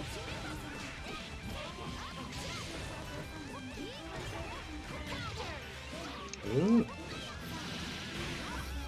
Yep. All right. So, Carthus does manage to find the hidden neutral. There's a 6-hit counter hit on the ground. I don't know what this actually leads to. Oh, it leads to a reset. That's what it does. You don't have the gravity, so you couldn't do the grounded IED route. Oh wait, what did? Was that? Was that Calamity Sword? Yeah, it does. It tracks horizontally, but it does not track vertically. Yeah. I didn't know that. I always thought it just tracked you wherever you went. No. Well, I mean, most characters can't go higher than the top part of Calamity Sword, so it usually doesn't make a difference, but for Mai, she can sort of double jump and backflip that far. Yeah, you can punish that. And he's opted for a reset because the grounded IED route did not grant him the correct option. Wow. Nice tech again. Quickly timed tech into a backflip dive. And the reason we're saying perfectly timed is because that option beats all delay tech timings except one specific one that she's using. So It's true. It beats rolls, it beats neutral tech, and because it's independent of Lambda, if you like tech and try like DP or sledge or whatever you might have, she can punish you for that too. The only way to get out really is either you just block because it's a mid hit, or you can tech at the perfect time, which is exactly what we were just talking about. But it looks like Kyo takes it 3-0. That was 3-0, right? Very clean, very controlled, I think.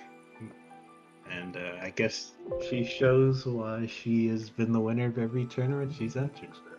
So it'll be up to the remaining players, Okammunist, Hitoshyura, and Anthrax, to respond and try and take her down. Looks like loser's side is 1 Susanoo, 2 Lambdas. My favorite Dojin. Oh no. So we talked about earlier, Okammunist said he has trouble with Lambda. Well, he's got 2 Lambdas in his path right now, so. That's true. Please select your character. Can he make it through the Lambda Gauntlet? I don't know. He's opting for the better matchup here. This is another matchup where it's not quite like Fuzzama, but you do need to play more mobile because S is actually a better zoner than Lambda is, thanks to her double projectile. And they're so huge too. Yeah. So what can often happen if you try to play the sword game is she can, assuming you guys throw your projectiles at the same time, the first fireball will clash with your sword, and then the second one will just hit you, so Rebel quite hard. action. But it's not to say it's like her worst matchup or anything. It's like playing against Jin, except you can't really zone her. Wow. Ooh. But that was good. On the 5D counter, if you don't hit any other buttons, and they're just kind of sitting there for a while, there's a lot of hit stuns, which allowed Ito to kind of walk up there and continue the combo. Very good awareness on that. Alright, 6B connects, and that's the first round pretty quickly. Rebel 2 action. That is a counter hit only combo that Hito just tried to go for, so wasn't quite ready for that one. Ooh, just out of range that 6B. Nice Allows, timing, dash up. Communist to run in there and hit the punish there. Ooh. Ooh, that is catch the backdash as well. Goes very far. Nice string keeping him locked in. Can't get out yet. Blocks the overhead though. Ooh, nice blocks from Hito. Was able to wait for his time and get a 2B out. And side switch, taking Communist back into the corner. Yeah. Oh, dash up 4D gets a lot of people, so don't blame him for not getting that. Well, actually, And- 4G does have a dead zone, so you have to know like the perfect. In which case, you're all right to dash up N4D because if you run it all the way up to them, then it's gonna whiff. Yeah, and you'll 100% get punished because it's really functional. But it looks like the Communist does grab the corner and set up. He ungrabbed the corner there, but it does catch the 2-2D, I believe that was. Ito opting to OD. Double Another clammy one, sword, and that's that's no. It was an unpunished, but he's not dead. He has very little life. Yeah, I thought. Oh, Oh. went for the YOLO strats and it paid off. Yeah, that's sort of like the classic Ragna Hell's Fang first hit in the DP, right? Where they Yeah. think they can punish you, but DP's come. So he took the gamble and it won him the round, but Hito definitely in control this round. He expected the jump there, but because the gravity was up, even if Okami is on with a sword, there wasn't really too much you could do about it. Yeah. It's rough, right? Well, I mean, not a lot of characters have answers once gravity is up, and the anti-air will seal Okami's fate on that game.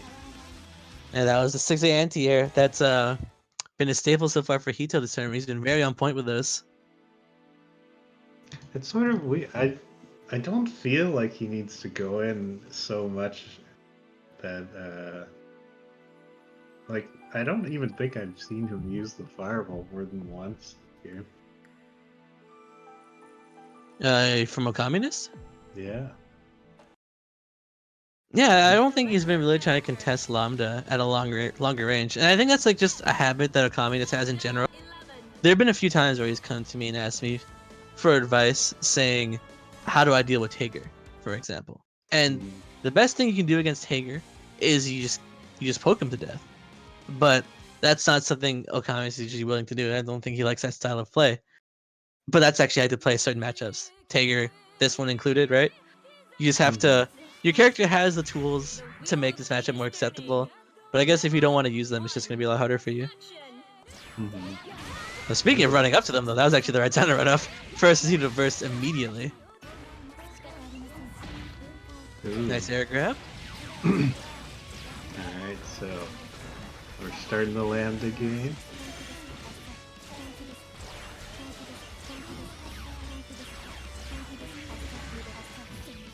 There's that overhead who's coming eventually. Yeah, I think Hito's playing the game that he's betting on the Communist trying to jump out, which so far has been the case for most of this. But, oh. Alright, he really wants this. And that is going to end up hurting him with that round. Now he has no OD.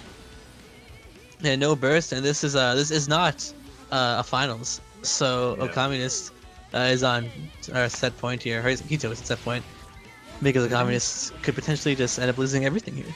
OD is extremely important against Lambda pressure because anything past B is 100% OD punishment. So it's a really valuable resource to keep around.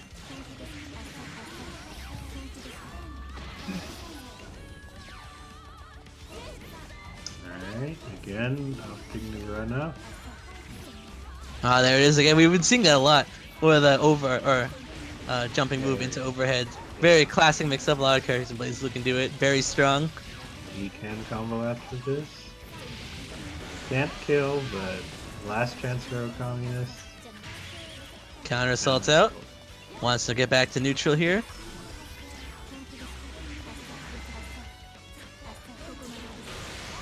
Oh.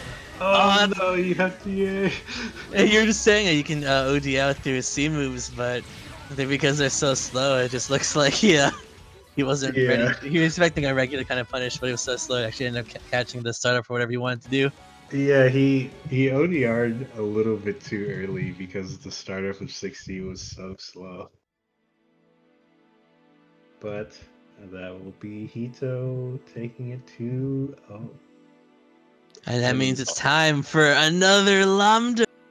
Same players, different side of the bracket. Yeah, I actually noticed it. Hito lost the Lambda mirror to Karthus, dropped into losers, and fought Bernard, which is another Lambda. So there's been quite a few Lambda mirrors. So I suppose that means one of them was off screen though, or off stream, which is also I guess off screen.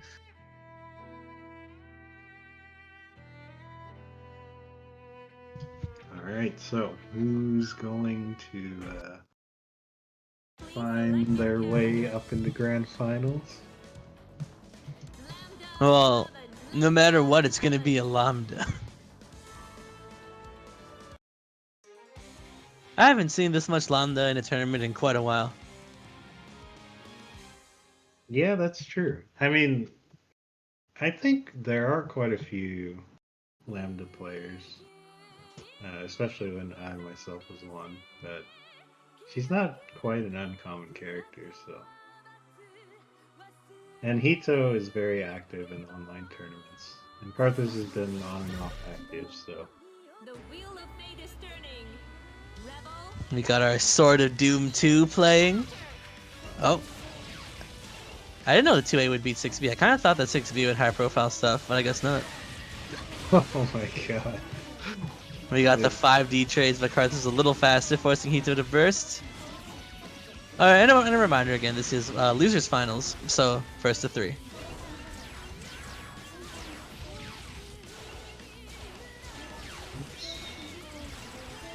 Lots of swords happening. Yeah, pew, pew, pew. Oh, nice C2D.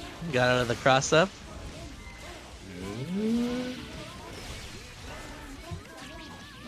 Backdash into the move, and that should seal the deal. Consider the deal sealed. Well, I mean, so far, Karthus, I think, with a pretty sizable advantage in terms of how that round went. But you know how mirrors go, it can change in the blink of an eye. Oh, actually, Hito did jump over Karthus' sword, and that was a free punish. But he went for a grab. I guess he was expecting the jump, so he actually missed his opportunity to punish there. Jumps out of the spike chaser.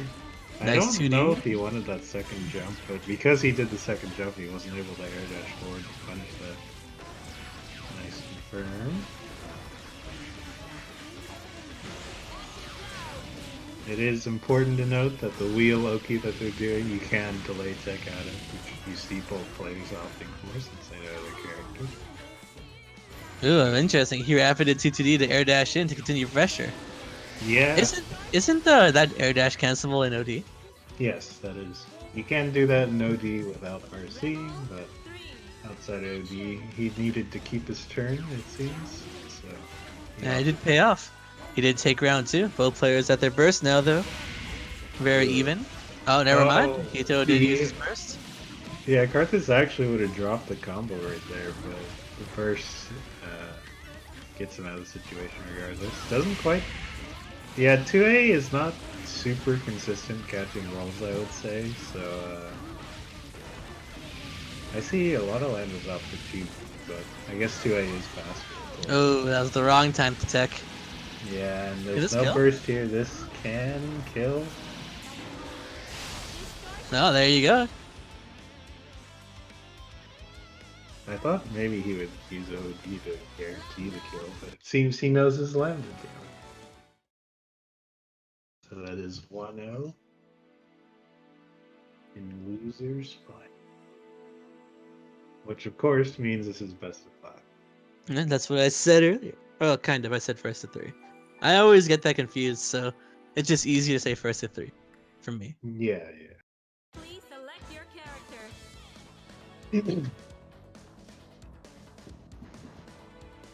Lambda 11. Lambda 11. You know what I never understood about lambda design, like character aesthetic wise? Why does she have plus and minus on her chest? I don't think it's supposed to really mean anything. Maybe it does, and we don't know it. Well, maybe. I guess I don't think new has it, so maybe they just wanted to include some kind of symbol there, but they didn't know what to do. Just do something really simple. It's an indication of the idea engine. The wheel of But then why doesn't Ragna have it? Or maybe he does, we don't know. But it looks like Hito's opted for a different color. That's what he did last time. Anthrax using the OD to grab a better knockdown. Ooh, rolled forward. I do not think that was the correct option. Yeah, rolling versus Lambda almost never works out, so it's a pretty rare option to see. As we say that, but if the roll gets caught.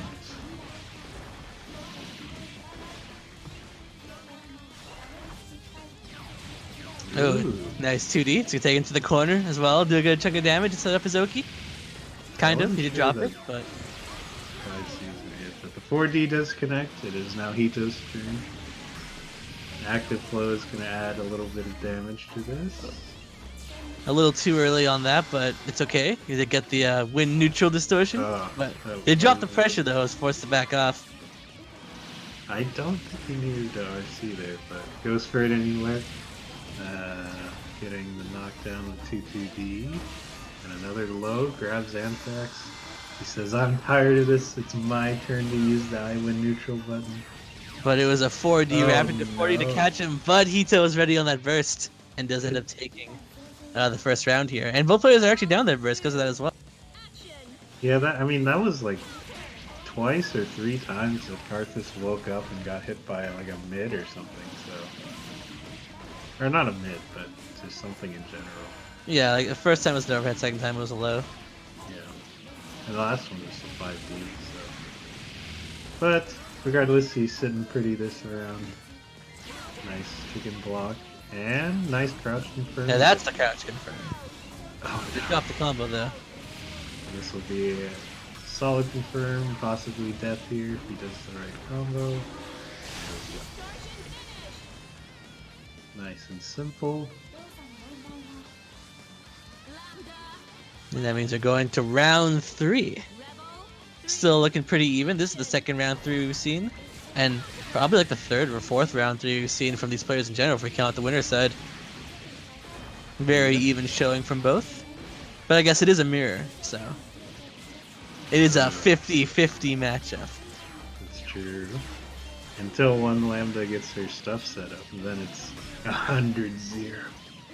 I guess you could also say it's 100-0 in Lambda's. Yeah, that's true. Alright. Doesn't quite get the right angle, and this time Karthus just decides, I'm gonna shoot my projectile straight, and it ends up paying off. Yeah, now Hito is in the corner. Yeah, this is bad spot Killable. for Hito. Rolled into the corner. That was 100% the wrong choice there. But Yeah, he but- did combo. I don't think he was ready for it, because he did the wrong combo choice.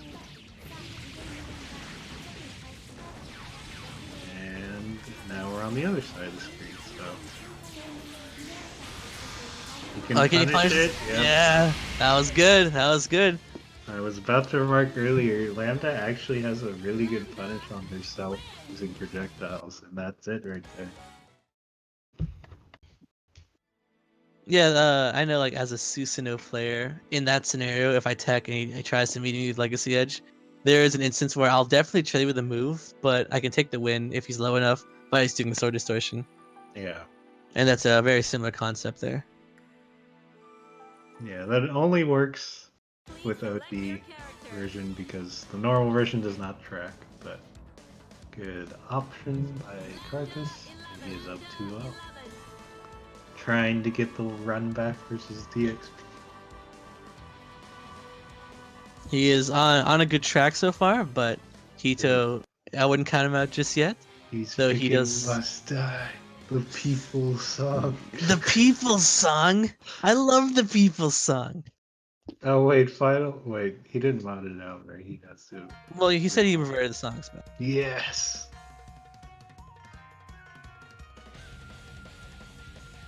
Everybody's favorite song, Must Die, play. It's true. If you tell me you don't like the song, it means you're lying to me. The wheel of fate is turning. Rebel 1. Action. Alright. Nice. Good Catches turn. him immediately with a round start 6D.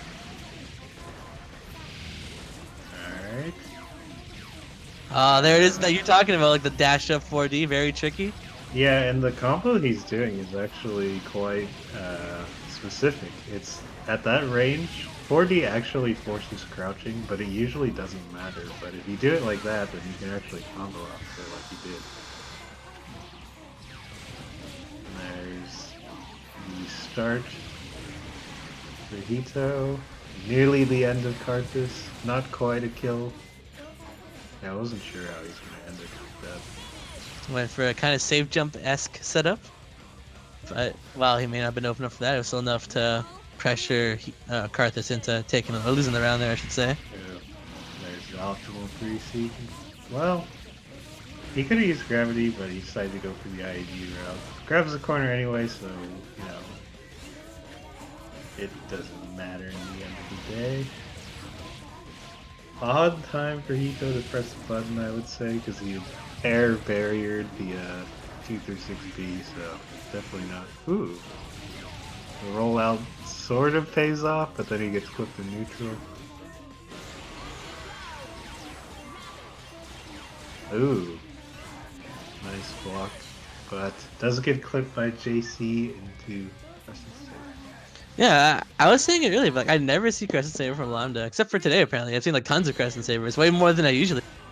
Yeah, Karthus is a big proponent of it because he often uses it at the very end of the aerial block string as a sort of delayed mix-up.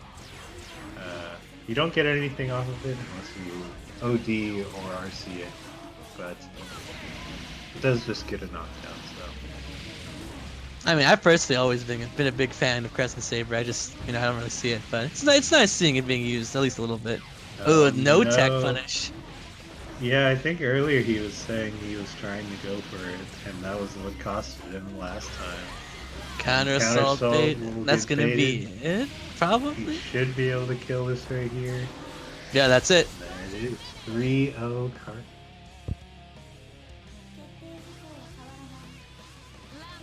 The people's song did not save him. But that does secure a run back. versus It's true. We're DXP. gonna have a run back now for Karthus and DXP, Kyou-Chan, whichever you prefer to go by. I don't know. A good showing from Hito. That does get him 3rd place. That is true. You're in the money.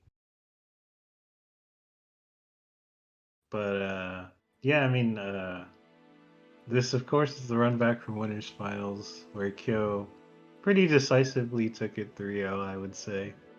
So there is going to be some, or there is going to need to be some adjustments.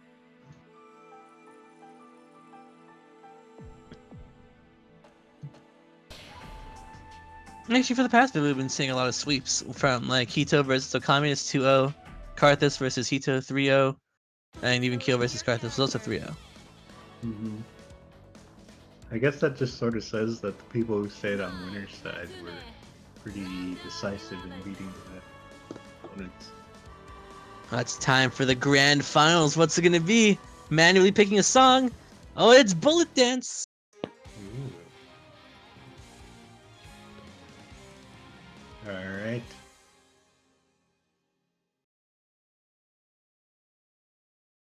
Can Karthus stop the reign of DXP, or will it continue as always? I guess we'll have to see. He was put into losers by DXP, but that also means that nobody else has defeated him other than DXP, right? That's true.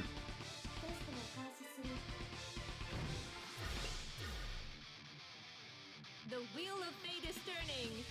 Rebel 1. Action. Alright, starting off with the projectiles.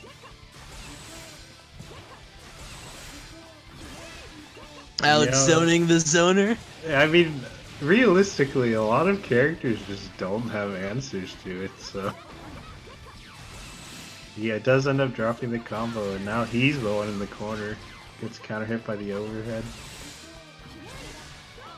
Back to neutral. Not ready to confirm. Ooh, nice. Like they call it like the air backdash. And if you don't know, Mai's backdashes are actually special moves. So despite them not actually being a hit, you can be counter hitted out of them.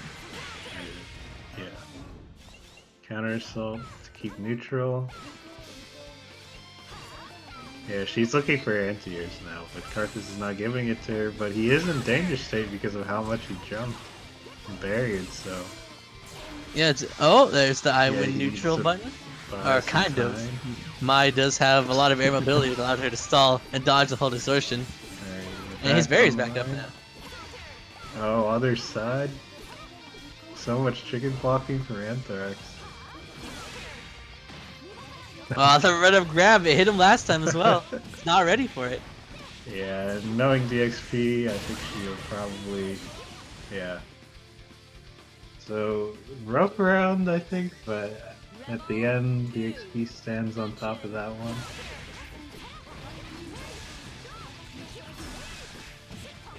Here's the knockdown.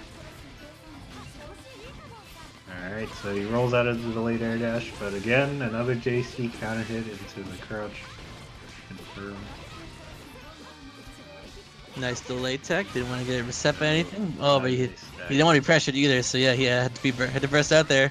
Ouch. But this could kill. Oh, never mind. Dropped the combo, but got the reset, and this should kill. There you go.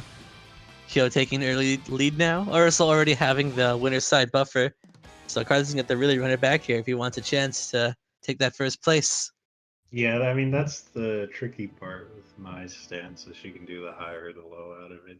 But Please select your character. Actually, I don't know too many characters who have as many standing overheads than Mai does. like she... 11. I said I don't know too many. I'm sure there must be some. I guess like Lychee, which is 3, I believe. Both characters are 3. Do you count jumping off of the staff as a standing overhead? No, because you're in the air and you can be anti-aired. Well then, do you count 2360, the C part of Eureka? I actually don't know if you can anti-air that. It depends. You can? Well, then there you go. Well, yeah, you can. I'm pretty sure. Alright. The wheel of fate is turning. Regardless, there's no light cheese being played. It's Mai versus Lambda. That is true. And we are going into game 2. Oh, Ooh, did drop that combo. That combo's a little tricky because you have to time the second, the spear rebound just right. TRM. So I guess Karthus was expecting to throw a little bit too early. Empty jump low. That's what I was saying. I said it before. Kyo has like the habit of going for empty jumps and just jump pressure in general in the corner. Gotta keep that in mind. Be ready on the anti-air or the fuzzy block. Ooh, good recognition there. The The classic cross under. And Ooh, he's gonna spending spend his OD. What's he going for? Is this just for the corner carry? Corner carry and damage, yeah. Alright, but he's got no more options. Oh no! Yeah. Yeah, that's an area. I guess if he woke up and did Legacy Edge, it would have worked. I guess. Action. Oh, Ooh, nice 2D, but I guess you can't really combo off it at that specific height. ouch. 2C, you know, it's a really fast and large anti-air for Mai, but it does indeed have the lengthy recovery, so you need to be a little bit careful using it. But the reward on hit is pretty high, so as you see right there. Can't Burst be out. careful, but Anthrax wants his turn with Legacy Edge. Ooh, went What? through the counter assault. Oh, Pretty wacky. now Mai's on the other side. Yeah, that's what happens if you misjudge the height on that right there. The Nice 226B. Oh god, the scrambles. Oh no, I guess that was a cross up on the barrier to crush trigger. Yeah, either that or you wanted counter assault, I think. But regardless, DXP solidly in control, I believe, and poised to take another tournament.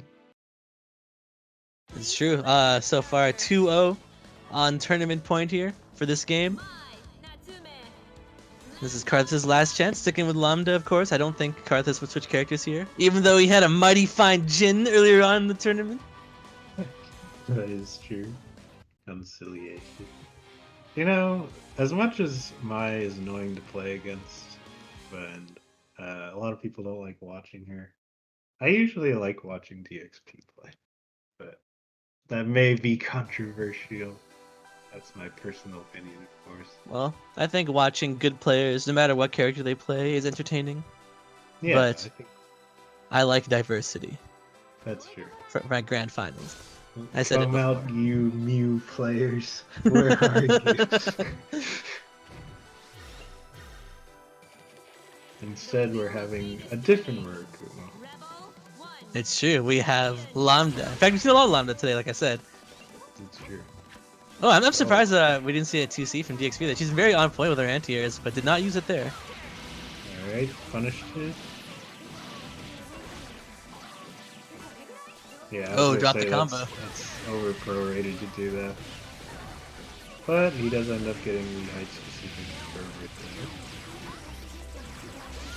Jumps out. Oh, that's a counter too. Burst wants to keep DXP locked down. Oh, he wanted Crescent Saber, but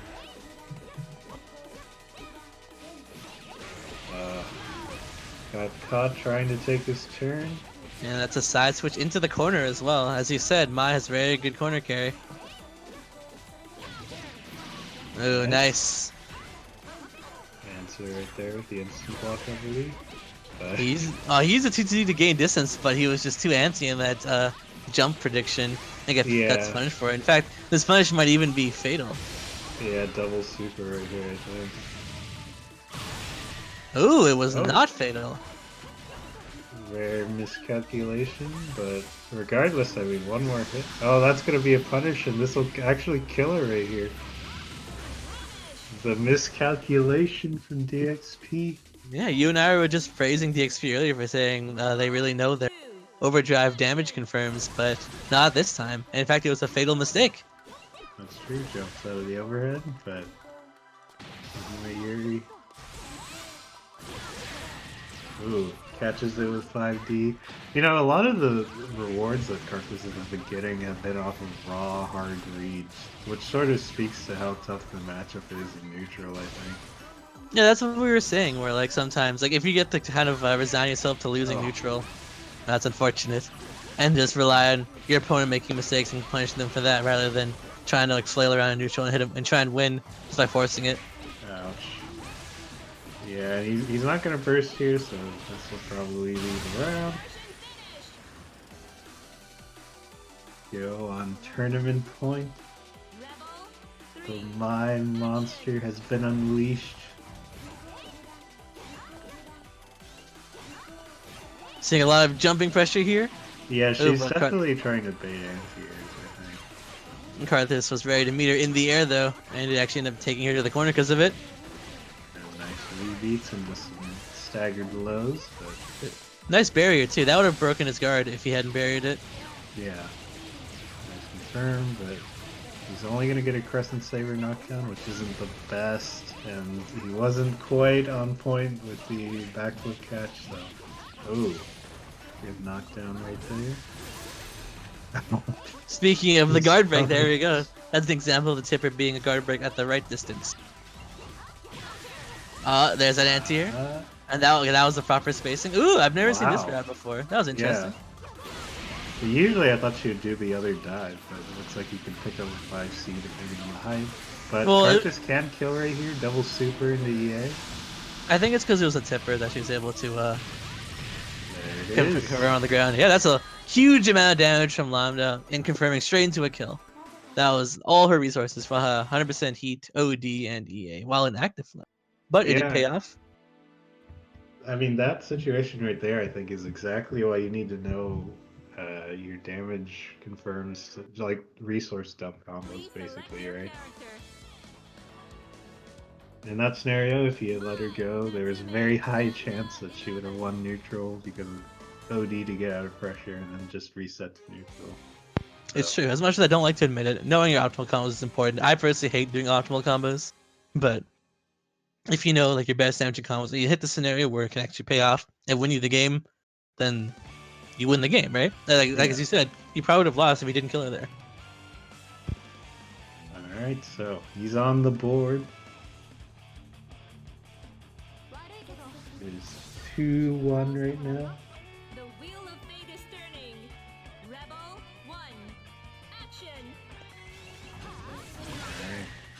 Caution in neutral, but he just gets clipped by the charge from Mai is just so fast and so large. It just takes up so much space. But Ooh, that was a 5A anti-air. I'm not sure what Kyo was going for there, but Karthus hitting 5A and Wake Up actually managed to catch her, and now she's in the corner on the other side of the screen.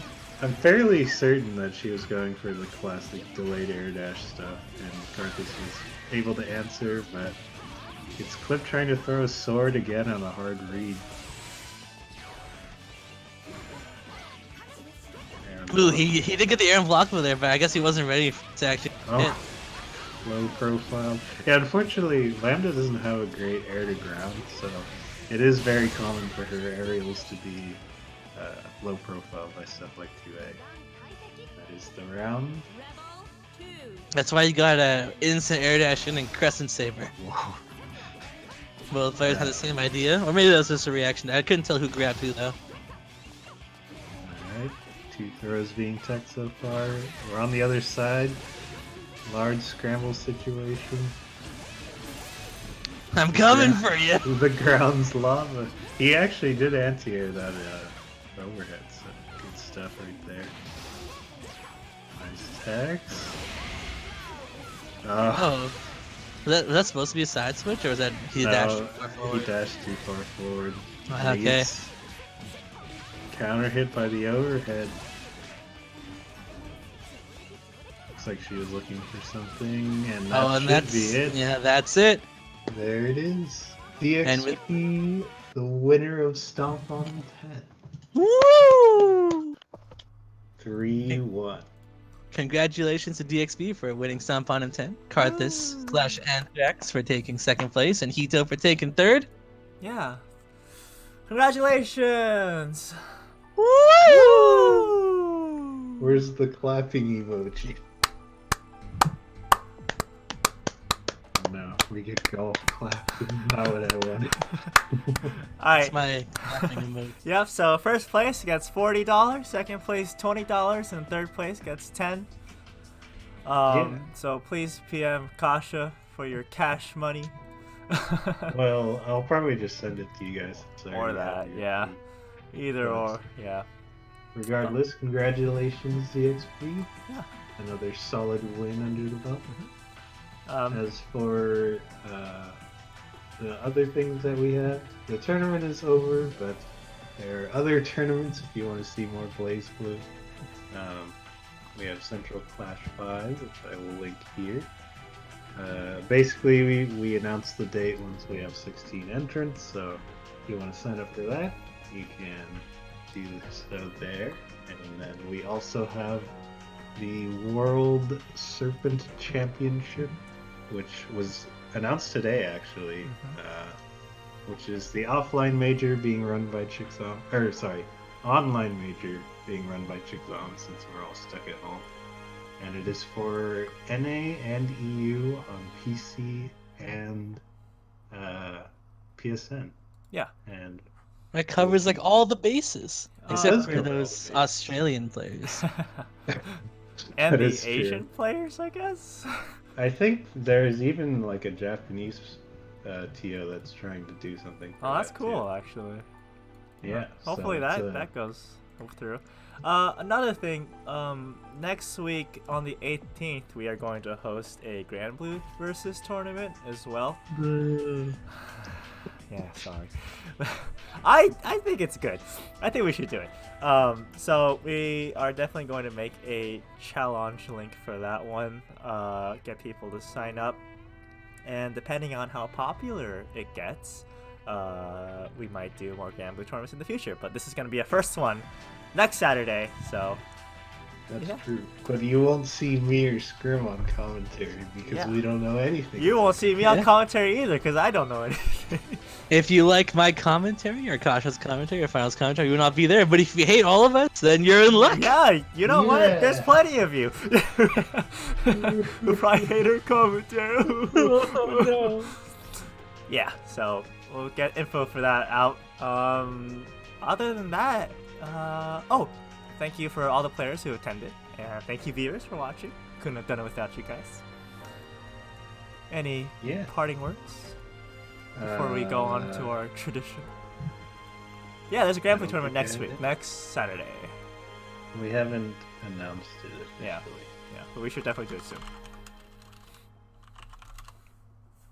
But we announced it officially here just now, right? That's true. I guess, yeah.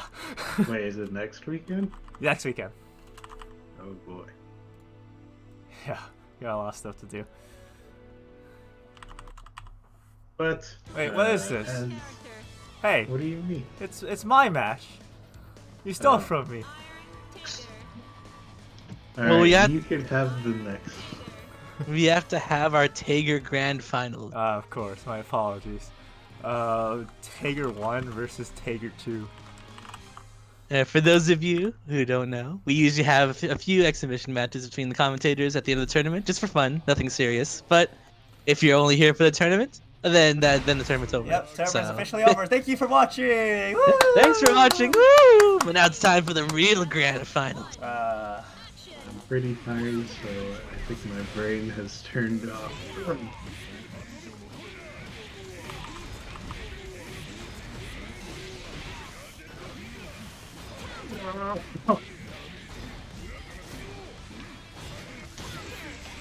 Damn it. Oh, I gotta commentate. Alright, so Tager number 2 taking quite a beat down from Tager number 1. The reset attempt doesn't go through. Tager number Frickin' which Taker are you? Taker number 2 decides to burst. Now it's in the corner.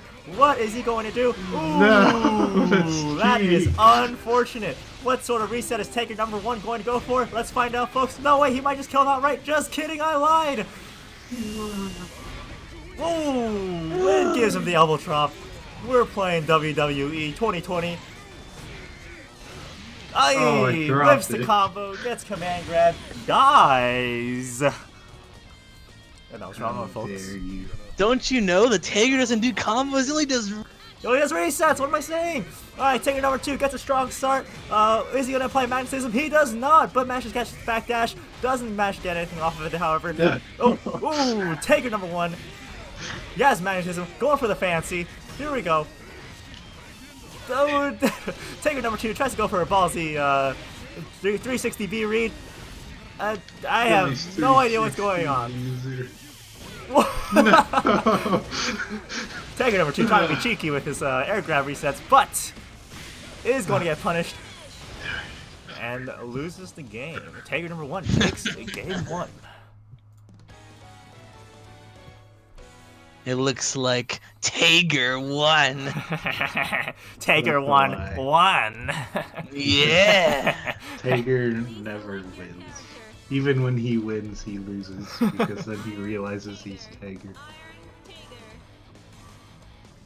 Alright, can Taker 2 make the appropriate adjustments to get through, or to get the big W in this set? Let's find out, folks. In the next episode of Taker Ball Z. I'll have to show you my. Don't you mean real Tager power. balls? Spark Bolt Z. Oh wait. Taker what kind of number round 2 start goes is for a this? ballsy OD start. Doesn't get anything out of it. Now we're just charging. What is going on? Oh, get Taker 2. Ooh, Taker number 1 goes for a nice reset. Unfortunately, he does not complete the combo, but he managed to apply magnetism. Taker 2, ballsy Spark Bolt. Ooh, catches the backdash with the magnetism. Very, very, very nice. Now, what sort of play is he going to go for here? He goes for a get grabbed by Taker number 1. Cheat. Now, Taker number 1 starting to apply pressure. He gets an overhead down, but nothing comes out of it.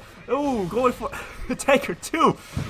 360B. Very, very well played, but unfortunately drops the combo. Tries to go for a cheeky reset. Instead, gets bodied by a wake-up distortion. Very unfortunate for Taker number 2. To kill. Alright, Taker number 1. Oh, Taker 2 decides to go for a anti-air read, but Taker's anti-air blows, and instead he's just gonna get punished into a grab reset. From Taker number 2 doesn't want any of it, goes for a burst. Ooh, but gets bodied by a, what is that, 5D? I don't remember what that is. 5D, This sure. is the 5D. Yeah, that gets bodied by 5D, caught out, getting comboed to death. Alright, gets hit with a Taker 2's wake up command grab. Folks, can it get any more wilder? Tries to go for Oh, wait, another you don't have cheeky reset. magnetism. But magnetism is not applied, so Taker 2 just looks like a fool. Oh no! You. How dare you not tech against Taker? Why would I take against Tager? Taker 1 wins the set of the Great Taker finale. The Tager Grand Finals. Wait, is it first to 5, or first to 3, or first to 2? Well, it's usually first to 3. Okay, we'll Because do- it's we'll the do- Grand Finals, right? Fine, go for it. Yeah. My apologies, my apologies. Seriously, trying to cut Tager 2 off his chance to come back? Of course! I've analyzed your play. Ah, yes, Taker 2 announces that he has downloaded the Tager1.pdf. But can he read? That is the question. No. No. The wheel of fate is turning. Rebel, Are you ready for the round start 6C? Oh, Taker 1 tries to be cheeky with a round star 6C, gets punished for it instead. Now Taker 2 spamming 5D like the criminal he is. Oh! Taker number 1 very intelligent with his jumps, manages to avoid the command grab. Taker 2 just jumps in, 2A's him, and Taker 1 not even going for a command grab, he's going for a regular grab now. Cheeky, aren't we? Ooh, Taker 2, Spark Bully in front of Taker 1's face. The disrespect. Taker 2. Taker 2 giving him the old cheeky breaky command grab. You're dropping it. Taker 2 also dropping combos like it's his job. But Oh Taker no, 1 was in straight his to turn. the second one. Doesn't get the 720 off. That is unfortunate, folks. Can this be any worse for Taker number 2? Let's find out. No! Unfortunately, this will not kill for. I can't do this anymore. I don't want to do this anymore. What do you mean? I can't. This is beauty. Well, our commentator wants to quit commentating mid-match? Alright, Taker number 1 manages to get snuffed out by Taker 2's 2A. Magnetism applied to Taker 2. This is not looking too good. Taker number 1 going for a... Ooh! The buttons in the active frames are too long, so it catches the Taker 2's backdash, but Taker number 2 fires back with a 360A. Taker number 2 doing combos. Taker number 1 backdashes away, gets the 360A. Incredible read. Well, how is Taker number 2 going to respond? He responds to the 720. Very, very, very ballsy. Taker number 2. Oh, Taker number 1 anticipates the jump, but Taker 2 says, not today. Goes for the normal 360A. I'm tired. Oh no, he went for the scissors. Taker 1. Taker number 1. That's Max's play. Sonio at 5D. Ooh, gets 360B reset. And going for some call. Taker number 2 says, no. I don't want to play the game. Bob said it's my turn. But Taker number 1 says, no. He takes the controller away from Taker number 2. But Taker number 2 manages to grab it back. Just kidding. Taker number 1 has it back. What's... Who has the controller? I don't know anymore. It looks like Taker wins. How dare you? Am I done now? Can I stop? Yes. Thank God. Now it's your turn. Oh, Jesus. Hey, I'm man. so hungry. Oh, shoot. What are we doing? I don't know, what are we doing? We can do the normal main stuff. Okay. Susanoo, Jin Kisaragi. Is this where I show my Twitter? Go follow me on Twitter, guys.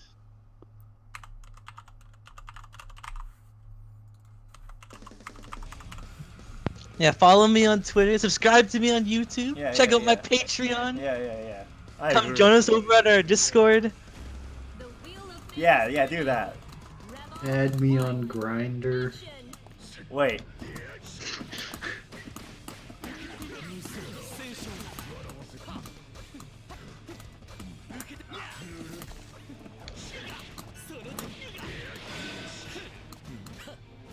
Scrim has a Twitter, but he doesn't use it, so. Yeah, my Twitter's like ridiculously inactive.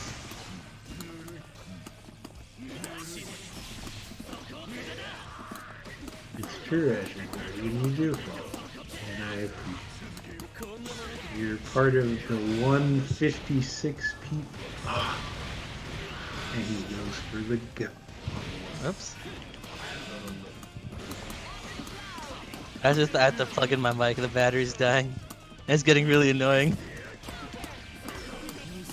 Yeah, Zycone, the CH final does indeed have the earlier voice pack for Jin modded in, so There we go. this is the edgy, And it's the more edgy Jin than usual. is it CP? I think it was CS. Okay.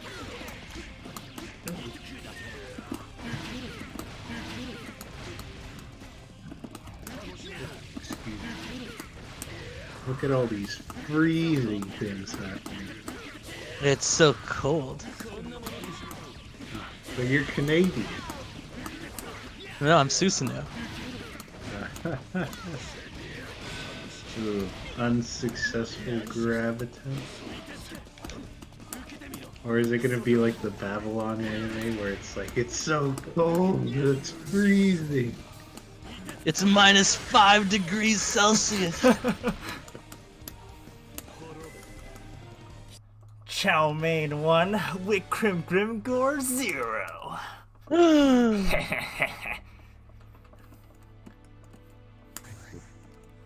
payouts. Kasha, where's the commentary? Yo, what the hell? I commentate your matches with all of my heart. I'm paying money. Scram, do I have to commentate our own matches? Again? I mean, we could. But I'm so bad at that. What kind of commentator can't commentate their own matches? Wait. Commentators don't commentate their own matches. When they can, they just don't. I mean, I feel as though it doesn't really make sense to. The wheel of fate is turning. It's good practice. Commentating on the fly. Shafino gets bodied by 360. Or I keep thinking of Taker. 3C.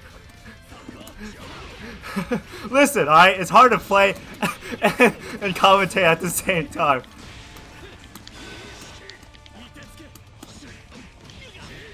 See, you're not even doing it. Alright, fine. Oh, gets hit by the counter 5C, converts into the short Jin combo. It was not a crouch confirm. Jin cannot get too much damage off. Non-crouch confirms. Who gets hit by the JC though? Trading 2As, but Jin Jin's mashing the 2As. 2A. Okay, Scrimgore gets caught by the safe jump setup. Wake up DP and whiffed! He's going for the kill, spending that OD. You better get the kill here. There it is. You got the kill. God, I can't do this. I really can't. Come on, you got it. You're criticizing me for not doing it? Jin going for Jin getting caught by the Round Star 5B. Counter hit 2. Not looking too good for the Jin player. He's in the corner. He does a wake up DP instead. This is Jin. Who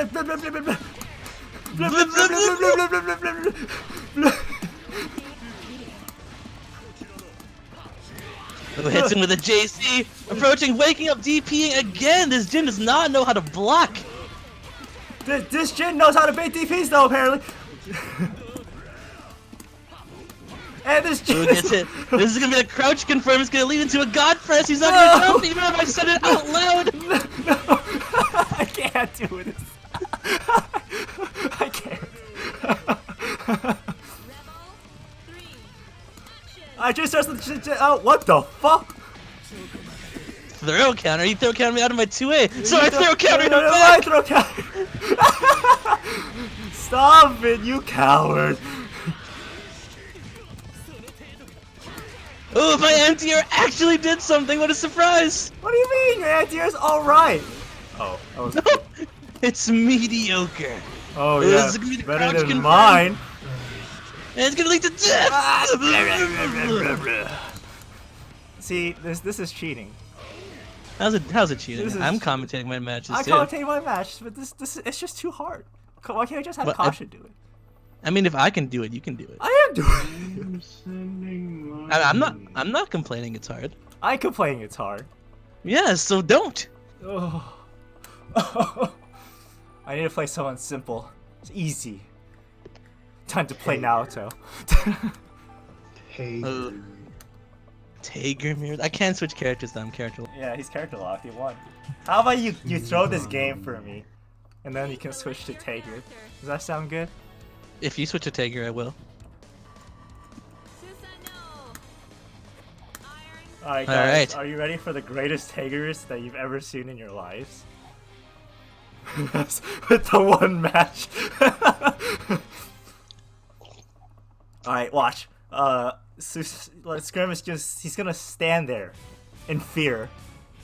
Because this man with giant biceps is walking towards him. Oh, the commentary with a bad read. Oh no!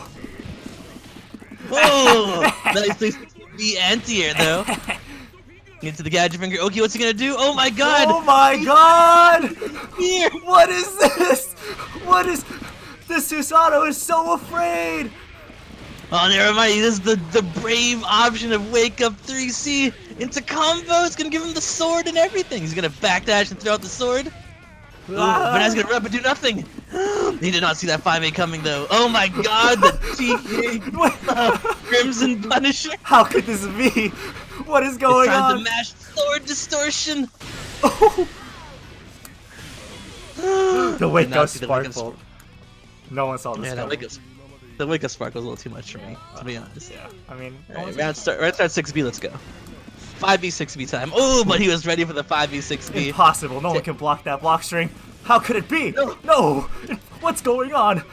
If I can't 5B, 6B, then I don't know what to do. Oh, there we go. It's time. It's time. Oh no! No, it's not What's time. going on, team? Folks, we are witnessing a miracle. Someone is actually beating the 5B, 6B pressure. Hey, what's the astral for Tiger? It's 1080D. I'm trying. I'm trying. Spin the control stick a whole up.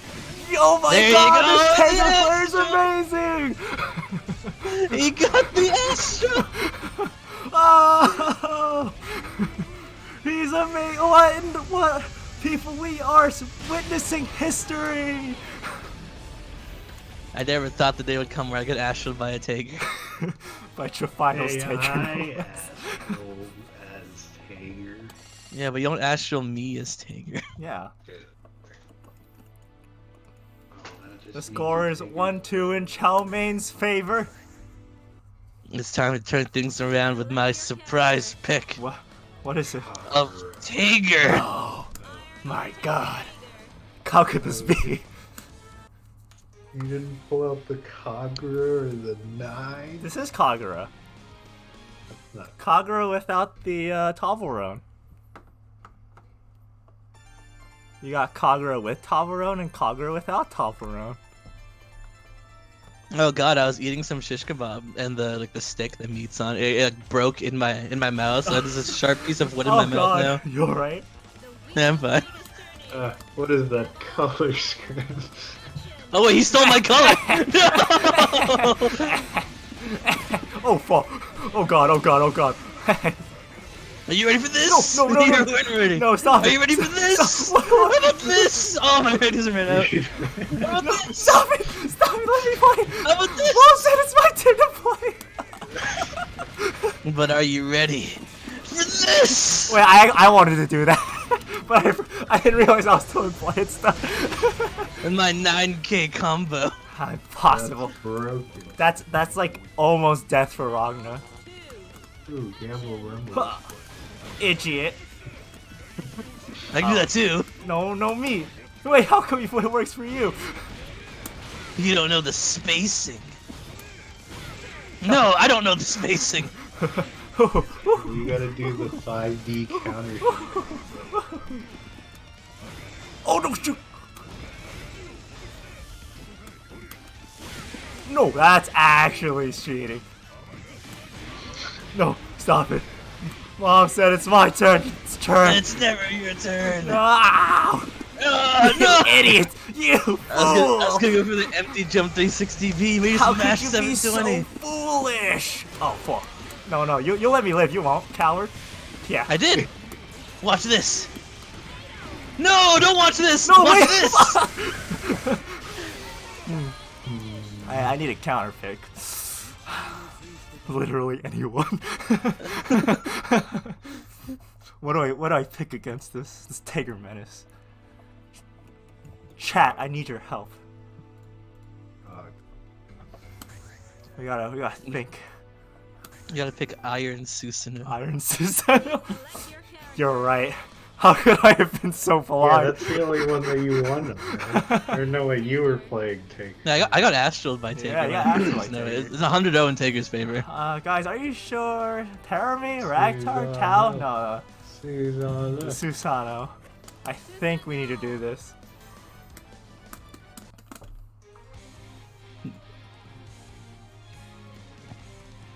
Yeah, Iron Susano's to pick. Take it from me. I'm a Blaze Blue pro. Jacob beat the best player in Europe 100% of the time. Which, Jacob. yeah. Undefeated champ of NA versus. Oh my god, you. it's my two colors fighting each other. Don't get confused now. No, that's not me. I would never choose Susanoo. It's so bad. You're bad. Woo. Apparently, I am bad.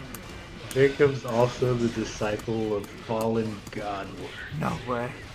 the most powerful player No. of that generation. No! Nice try, How did you? loser. How did you? Impossible. But you won't expect. I Ah, knew it. No. But I'm you won't playing expect against- it a third time, because I didn't do it Oh. You've learned from the bacon style. How could you? You were the chosen one. No. Stop it. No. How could I have been defeated? I This picked is what you Susanoo. He's so strong. He's literally God. That's what you get for learning the wrong style of Susanoo.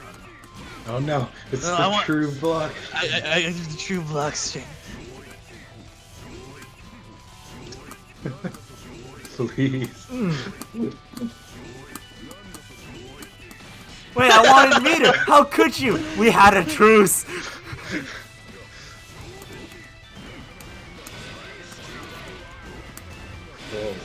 Whoa. Oh fuck! No! What? How? No! Oh no. No! No!